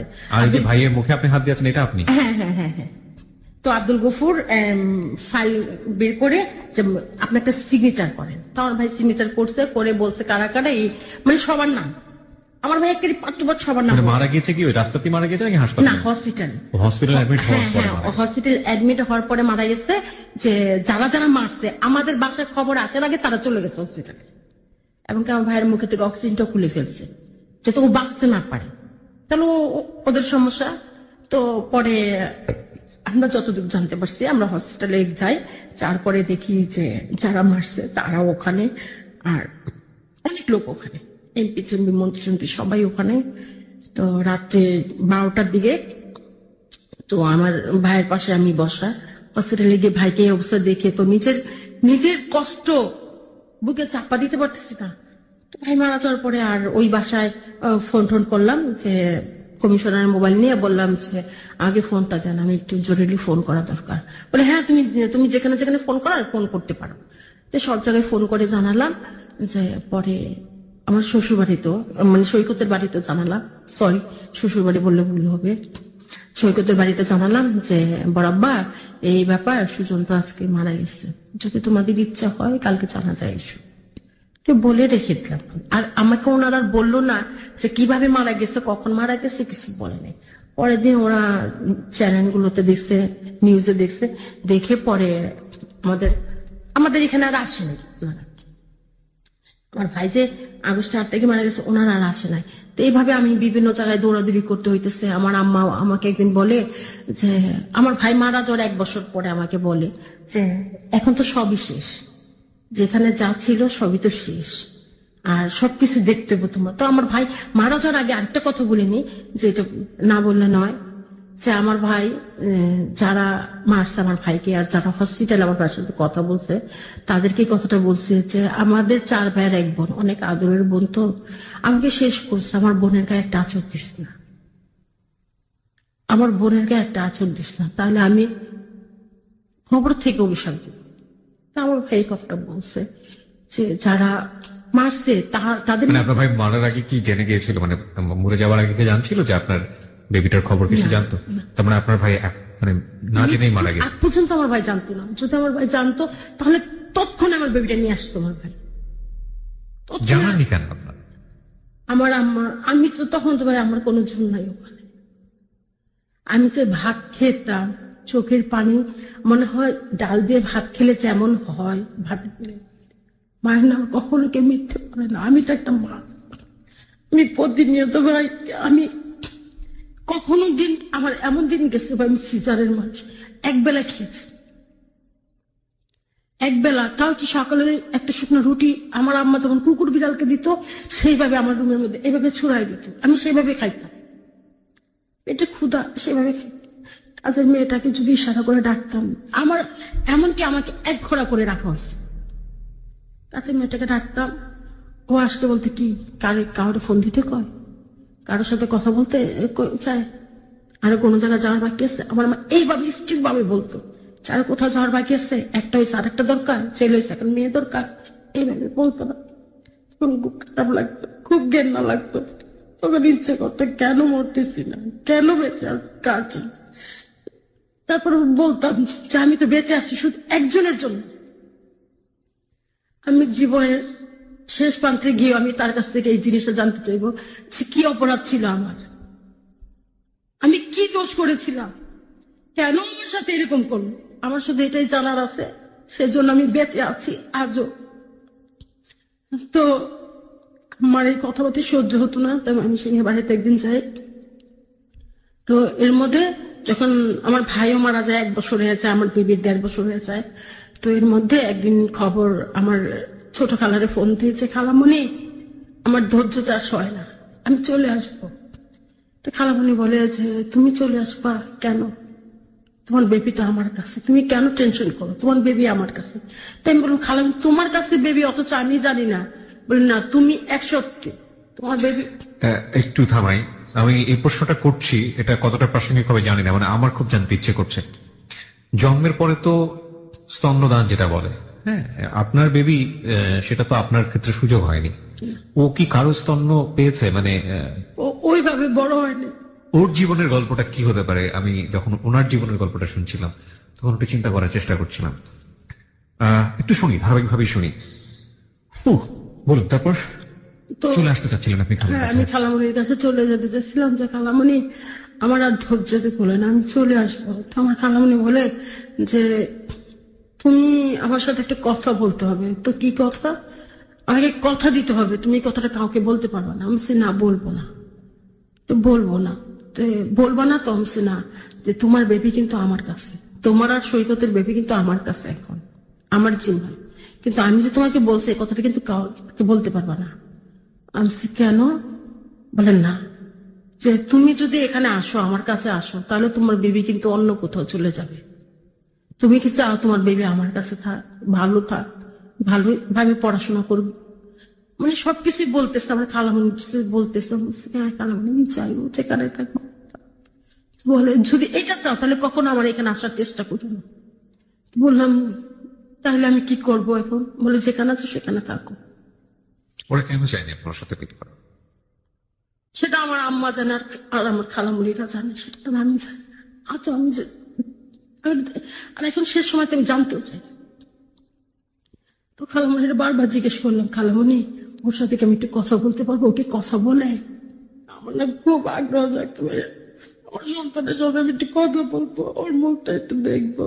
তখন পর্যন্ত আপনার দেখার সুযোগ হয়নি, 13 বছর বয়স পর্যন্ত একবারের জন্য না? একবারের জন্য। আচ্ছা, এই যে আপনি বুঝলেন যে সৈকতের পরিবার এরকম ভাবে ঝামেলা করছে, কেউই আপনার মা যে আচরণ করছে সেটা এক ধরনের চাপের মুখে এরকম আচরণ করছে, এটা বুঝতে পারছি আমি। তারপরেও এই ধরনের আচরণ করা উচিত না আমি বলবো, কিন্তু একটা মাই বোঝেন সামাজিকতার জায়গাটা কতটা ডিফিকাল্ট, যেহেতু আপনার বাবা নেই, তাকেই পুরোটা ফেস করতে হবে, ভাই মারা গেল এভাবে, ঠিক আছে। কিন্তু আপনার মাথায় কেন আসেনি বা আপনার পরিবারের মাথায় কেন আসেনি? সৈকত একটা ডিসিপ্লিন অর্গানাইজেশনে কাজ করছে, একটা ডিফেন্সের লোক। আপনারা যদি একবারের জন্য গিয়ে ওখানে ক্লেম করেন, যেহেতু আপনার বেবি স্বীকৃতি সে দিচ্ছেই না, কিংবা তার পরিবারও দিচ্ছে না, ওর তো অনেক বড় সাজা হয়ে যাওয়ার কথা, তা আপনারা কেন সেটা করেন না? এটা আমি অনেকবার করতে চাইছি, তো আমার আম্মা বলে যে এটা কোনো প্রমাণ নাই, তুই অন্য কোথাও করে আয়। আমার মা ডাইরেক্ট বলছে তুই অন্য কোথায় গেছিস, তোর প্রতি আমার বিশ্বাস নেই। এটা কিন্তু খুব খারাপ কথা হলো। এটা এটা একেবারেই মানা যায় না, কারণ এটা প্রমাণ নাই মানাটা কি? প্রমাণ করাটা তো খুব সহজ। এবং আপনার বেবি হয়েছে কত সালে? আমার বেবি হয়েছে 2002 সালে। 2002 সালে। আপনারা এরপরে যে কোনো সময় যেতে 7 পারতেন। ফেব্রুয়ারি না 8 ফেব্রুয়ারি 7 ফেব্রুয়ারি হসপিটালে 8 তারিখে ডিএনএ প্রুভ করার সুযোগ ছিল। হ্যাঁ, এটা করাইছে, কিছুদিন হয়েছে করাইছে। এখনো সৈকত এটাকে মেনে নেয় না। সৈকত দিন নাই, মানে সৈকত নিজের জায়গা থেকে স্বীকার করেন না। তাহলে ডিএনএ প্রুভ করলেন কিভাবে? ওই আমার খালার বাসা বেড়াতে যায়, এটা তো অনেক টাইম হয়েছে ভাই, এটা বলবো যে ওইখানে তো আমি এটা পরে আসছি। আচ্ছা, সিরিয়ালে আসি আমরা। হ্যাঁ বলুন। তারপর তো 1.5 বছর হয়ে গেছে আমার ছেলের। আমি তো বলতেছি যে খালামুনি ও কি কথা বলতে পারে, ও কি কথা বলে, ও কি কাউরে মা বলে ডাকে? আমার না খুব জানতে ইচ্ছে করলো ভাই যে খালামুনি ও দেখতে কার মতো? বলে ও দেখতে রাজাকারের মতো। ও বলতে এই খালামুনি বলতে ও দেখতে অভিজ্ঞ রাজাকারের মতো। দেশে স্বৈরাচার আছে না তোমাদের বাংলাদেশে, ওই রকম। আমি আর কিছু বললাম না, তার যেহেতু দিবে না কথা বলতে, বললাম না। ওর যখন 2.5 বছর বয়স তখন সৈকত আসলো। আসার পরে দেখেন যে এত বড় একটা অ্যাক্সিডেন্ট করার পরও ও যে কিভাবে বড় বড় কথা বলছে আমার সাথে, সেগুলো আসতেছে। এতটা অত্যাচার করছে আমার উপরে, এতটা টর্চার করছে। তো ময়মনসিংহের বাসায় আমরা তখন আমার ছোট ভাই, আমরা ওই বাসায়, আম্মাই এখানে থাকতেছে, আমরা ওই বাসাতে একটা দখল দরকার আছে, যেহেতু আমার বাবাটা চলে গেছে, আমার বড় ভাই ছিল, তাকে ভয় করতো। এখন তো আমাদের ভয় করার লোক নাই, আমাদের যে ভয় করবে সেই লোকটা নাই, আমাদের শাসন করবে সেই লোকটা নেই। সেই সুবাদে সবাই বললো যে তোমাকে এখন ঘন ঘন ময়মনসিংহ থাকতে হবে। সবাই আর কি একটু করলো যে তা নাহলে এই বাড়িটাও হাতছাড়া হয়েছে। তার ময়মনসিংহ যাতায়াত করতেছি, এর মধ্যে সৈকত গেছে। তো আমিও চিন্তা করলাম কি যে মেজদাকে বাসায় রাখলে মনে একটু সাহস পাবো। সৈকতের ছোট যেটা, তো ওটা আবার খুব ভালো, ও আবার খুব ভালো। যখন আমার বেবি, ওই কথাটা বলতে ভুলে গেছি যে আমার বেবি কনসেপ্ট করছে পরে, চিঠি পাঠাইছি পরে ওই বাসায়। তো ও একদিন চিঠি পাঠায় যে তুই টেনশন করছিস, শুধু একবার বল, তুই শুধু সবার সামনে বল যে সবার সামনে স্বীকার করবি আমি তোর বেবির বাবা, আমি তোকে মেনে নেব, পৃথিবীর যত বাধা আসুক আমি মেনে নেব। আমি বলছি না, তুই যেটা করস না সেটা আমি তোর, এই দোষটা আমি তোর মাথায় চাপাবো না। যে পাপ করছে তাকে পাপের বোঝা বইতে হবে, তুই তো না, এই পাপের বাকি তুই না, তুই কেন পাপের বোঝা নিবি? আমার কলঙ্কের বোঝা আমারটা আমার মাথা থাক, আমার থেকে আরেকজনকে ডাক দেবো কেন? আমারটা আমার থাক, আমি কলঙ্কিত হয়েছি, আমি অন্যায় করছি, আমারটা আমার কাছে থাক, আমার তো অন্যজনের কাছে যাওয়া তো দরকার পড়ে না। ওর এইভাবে বলার পরে তো আমি আবার ময়মনসিংহের বাসায় ওরে রাখলাম যে মেজদা তুই থাক এখানে, তুই থাকলে আমার একটু সাহস হয়, একটু বল হয়। তো মেজদা ওই বাসায় থাকলো, এর মধ্যে আমি ওই বাসায়, তো ওই বাসায় তো শওকত গেছি, বাসায় গিয়ে বলতেছি গাড়ির চাবিটাকে, মানে দেখেন আমার বেবিটা হওয়ার 2 বছর পরে ওর সাথে আমার দেখা। ওই যে সেই মে মাসের 21 তারিখে ও চলে গেছে 2001 সালে, আর 2003 শেষে 4-এর দিকে ওর সাথে আমার দেখা, ফার্স্ট দেখা আমার ওর সাথে, আমার বেবি হওয়ার 2 বছর পরে। তো বলতেছে যে মানে আমি কেমন আছি সেটা তো প্রশ্ন না, আমি কখন আসছি সেটাও কিছু না, গাড়ির চাবি কোথায়, গাড়ির কাগজ কোথায় সেটা দিয়ে বলছে। কেন? এই গাড়িও আমার, এই বাড়িও আমার। কে বলে? আমি বলতেছি, আচ্ছা। তোর এখানে কিছু না। তো এই কথা বলার পরে একটা বেড়াডি নেয়, নিয়ে আমার এই যে দেখেন এখানে সেলাই আছে, মাথায় একটা বাড়ি দেয়। মাথাতে একটা বাড়ি দেয়। আমি অজ্ঞান হয়ে পড়ে যাই, সাথে সাথে পড়ে যাই। পড়ে যাওয়ার পরে আমার মাথাটাতে ফেটে যাওয়ার ছোট ভাই নিয়ে আমাকে ব্যান্ডেজ ট্যান্ডেজ সেলাই, এখানে 2টা সেলাই হয়, সেলাই টিলাই করে নিয়ে আসে। পরে দেখি যে গাড়ি নিয়ে চলে গেছে, অলরেডি গাড়ি নিয়ে চলে গেছে সে। নাম এক মেয়ের সাথে প্রেম করতো, সেই মেয়ের বাসায়। এই জায়গাটায় প্রিয় শ্রোতা আমরা ছোট্ট একটা বিরতি নিতে চাই। একেবারে শেষ ভাগে ফিরবো আমরা অনেক অনেক প্রশ্ন নিয়ে। কেমন আছে এই দেবী, আদৌ বেঁচে আছে কিনা, বা অনেক অনেক প্রশ্ন, অনেক জিজ্ঞাসা। কেমন আছে আমাদের নদী, কিছুটা হলো আজ করতে পারছি, বাট রিসেন্ট কি অবস্থা, সবকিছু নিয়ে আমরা ফিরবো ছোট্ট একটা বিরতির পর। মাত্র 5 মিনিটের ব্রেক। আপনারা সবাই শুনছেন close up presence hello 8920 ABC radio FM 89.2 এ। আমি আরজি কিবরিয়া আপনার সাথে আছি। 5 মিনিট পর আরো একবার ওয়েলকাম করছি ক্লোজ আপ প্রেজেন্স হ্যালো 8920 তে। আমি কিবরিয়া আপনার সঙ্গে আছি। আপনারা শুনছেন এবিসি রেডিও এফএম 89.2। শীতের এই রাতে যারা জেগে আছেন আমাদের সাথে এবং যারা অনুভব করছেন অন্তর থেকে আজকে এই নদীর জীবনের গল্পকে, তারা আসলেই শীতকে কতটুকু ভুলে যেতে পেরেছেন সেটা আমরা ফেসবুকের এসএমএস গুলো দেখলে বুঝতে পারি। ঠিক আছে, আমরা আবারও ফিরছি নদীর কাছে। বলুন নদী, তারপর? ও পরে এক মেয়ের সাথে প্রেম করে, যে মেয়েকে নিয়ে আসে আমার বাসায়, ময়মনসিংহের বাসায়। ওখানে এসে ওর সাথে ফিজিক্যাল রিলেশন করে। আপনার ময়মনসিংহের বাসায় সে কিভাবে আসবে? বাড়িটা তো আপনার। হ্যাঁ, বাড়িটা আমার, যেহেতু বাড়িটা আমার ওইখানে। এখন তো আর আমার বর্তমানে কেউ নাই, আমার বড় ভাই নাই, আর আমার বাবা নাই। এখন উনি ওই বাসায় রেগুলার আসা যাওয়া করতেছে, থাকতেছে, এবং যখন ওনার প্রয়োজন পড়ে আমার এই চোখের সামনে নিয়ে আসে, ওই রুমের মধ্যে ফিজিক্যাল রিলেশন করে। এগুলো দেখে আমার ঘেন নাই। আমি এক সময় বাড়ি ছেড়ে চলে আসি। বাড়িটা কি আপনার দখলে নাই? না, এখন আর আমার দখলে নাই। তো এক সময়তে দেখা যায় যে বাড়িতে, আমি যখন বাড়িতে যাই তখন আমার সাথে খারাপ বিহেভ করে। তো আমার বাবার ওই জিপের কথাটা বলছিলাম, যে গাড়ি, জি। হ্যাঁ, সেই গাড়িটা এক সময়তে দেখা যায় যে ওরা ইউজ করে। ওই গাড়িটা আমরা পাচ্ছি না, ওইভাবে আমরা পাচ্ছি না, যেহেতু আমাদের, আমরা পাচ্ছি না। তো এই গত বছর, আগের বছর আমরা গাড়িটা বিক্রি করে দিই, মানে ওয়ার্কশপে বিক্রি করে দিই 80,000 টাকা বিক্রি করে দিই। তো পরে ওইখান থেকে ও 40 থেকে 50,000 টাকাও নিয়ে যায় গাড়িটা বিক্রি করে। আমি যেখানে যা করতেছি সবকিছু ও শেয়ার করতেছি। বাট এটা সুযোগটা পেতো কিভাবে, মানে হাউ ইট ইজ পসিবল? আমি যদি কোথাও যাইতাম, যে মানে কোথাও যাইতেছি, যে আমি ওই কাউরে যদি বলি যে আমি গাড়িটা বিক্রি, তো গাড়িটা তো এখানে ছিল, এখান থেকে তো আমি নিয়ে যেতে হবে ওখানে। আমাদের ওখানে তো গাড়ি রাখার স্কোপ নাই ভাই, যেটা সত্যি কথা বলতে আসছি। ওইভাবে বলা তো আমার অনেক কিছু ফুটানি টুটানি করে বলে তো আমার দরকার পড়তেছে না। তো আমাদের এখানে গাড়ি রাখার কোনো জায়গা নেই, তো এখানে গাড়িটা থাকে। তো এখান থেকে গাড়িটা নিয়ে গেছি, ওখানে বিক্রি করবো। এখানে গ্যারেজ টেরেজ চানকার করে ঠিকঠাক করে আসছে। তো ওনারা বলছে যে তুই দিব। তো ঠিক আছে, আমি যাওয়ার আগে ও টাকা নিয়ে চলে আসে। ওকে দিবে কেন? ওকে দিবে কেন? কাগজপত্র দেখাইছে না, কাগজপত্র কিছু কিছু কাগজপত্র থাকে না বাসায়।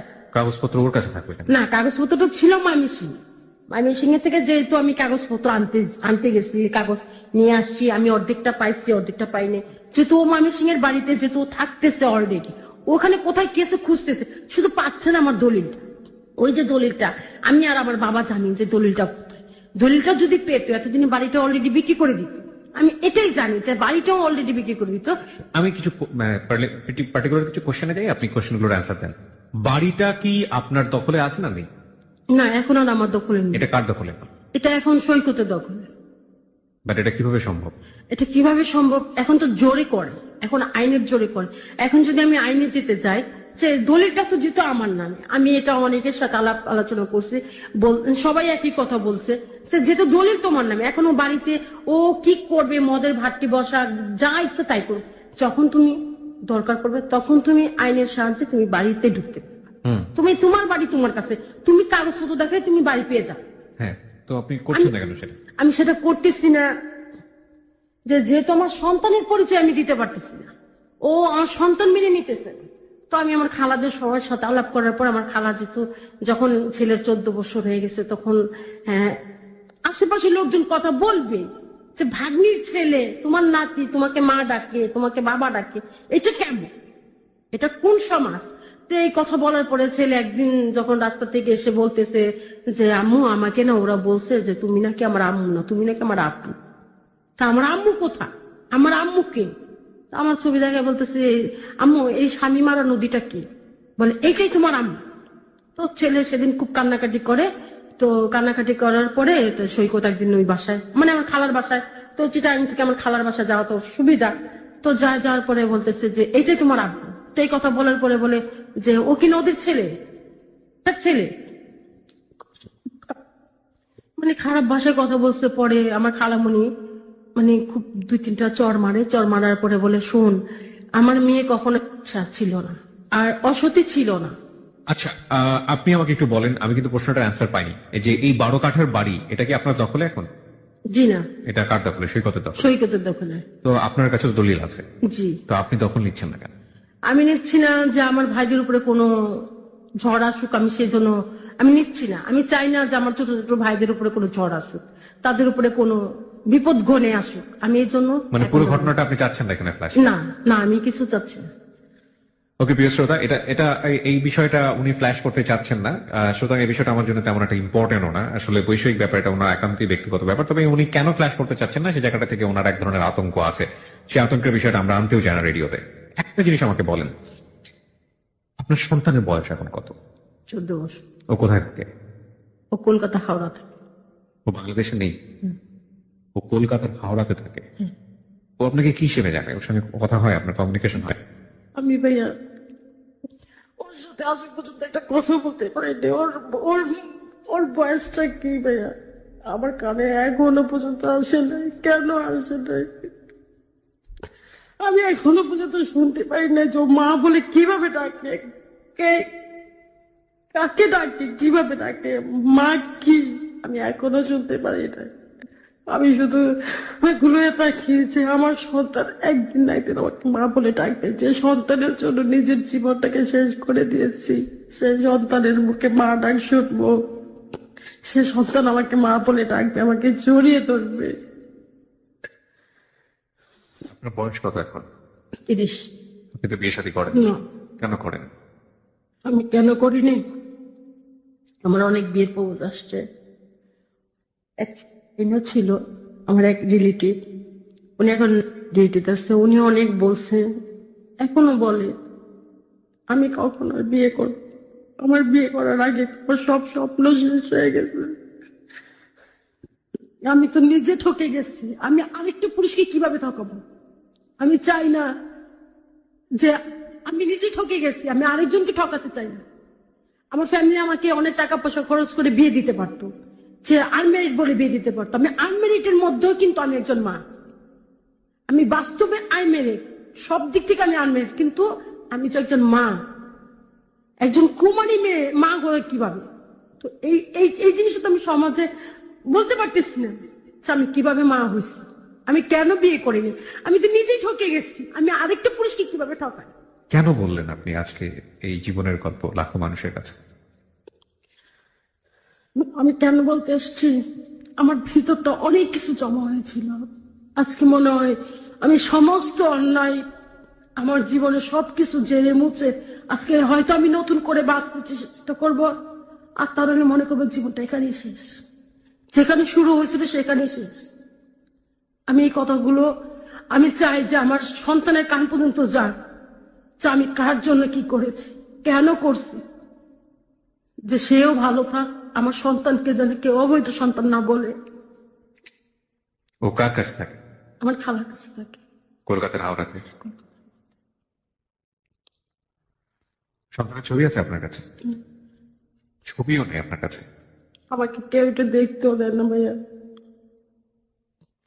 ও বাবা মা জানে না?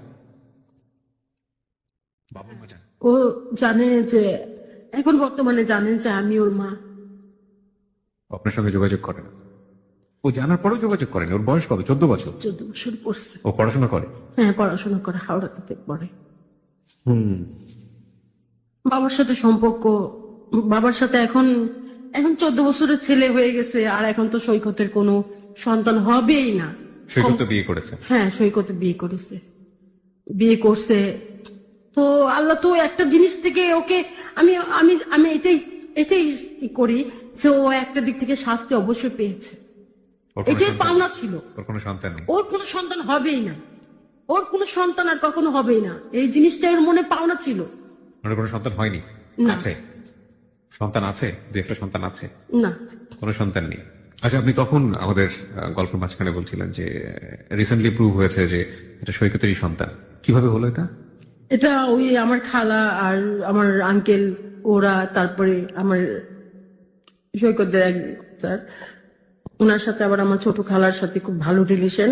তো ওনার মাধ্যমে আমার ছোট খালা এত বছর বলছে যে আমরা এত বছর কিছু করি না, আর আমাদের মেয়ে তো বিয়ে করে না আর করবে না, আর যেহেতু আমার মেয়ে ওর এখানে আসবেও না, ওর যেহেতু ওর সন্তান হবে না অ্যাক্সিডেন্টে, যেহেতু ও পুরো মেয়েলি হয়ে গেছে, তো এখন দেখেন এটা টেস্ট করে যে ওর সন্তান কিনা, এটা একটু কিছু টেস্ট করা দরকার। তো ওরা আমার খালা জিনিস করছে, করার পরে হ্যাঁ এটা সৈকতের সন্তান। তখন সাহেব উনি বলছে যে সৈকত তোমার সাথে ওর সাথে কিভাবে মিলে, তো কিছু কিছু কথা কি গোপন আছে? তো সাহেব বলছে যে জি স্যার, আছে কিছু কিছু কথা যেটা সোহেনার কাছ থেকে আপনি জানতে পারেন। তার কাছে মানে আমার খালার কাছ থেকে কথা বলছে যে এটা ওনার সাথে তো আপনার ভালো রিলেশন, আপনি ওনার সাথে জানতে পারবেন।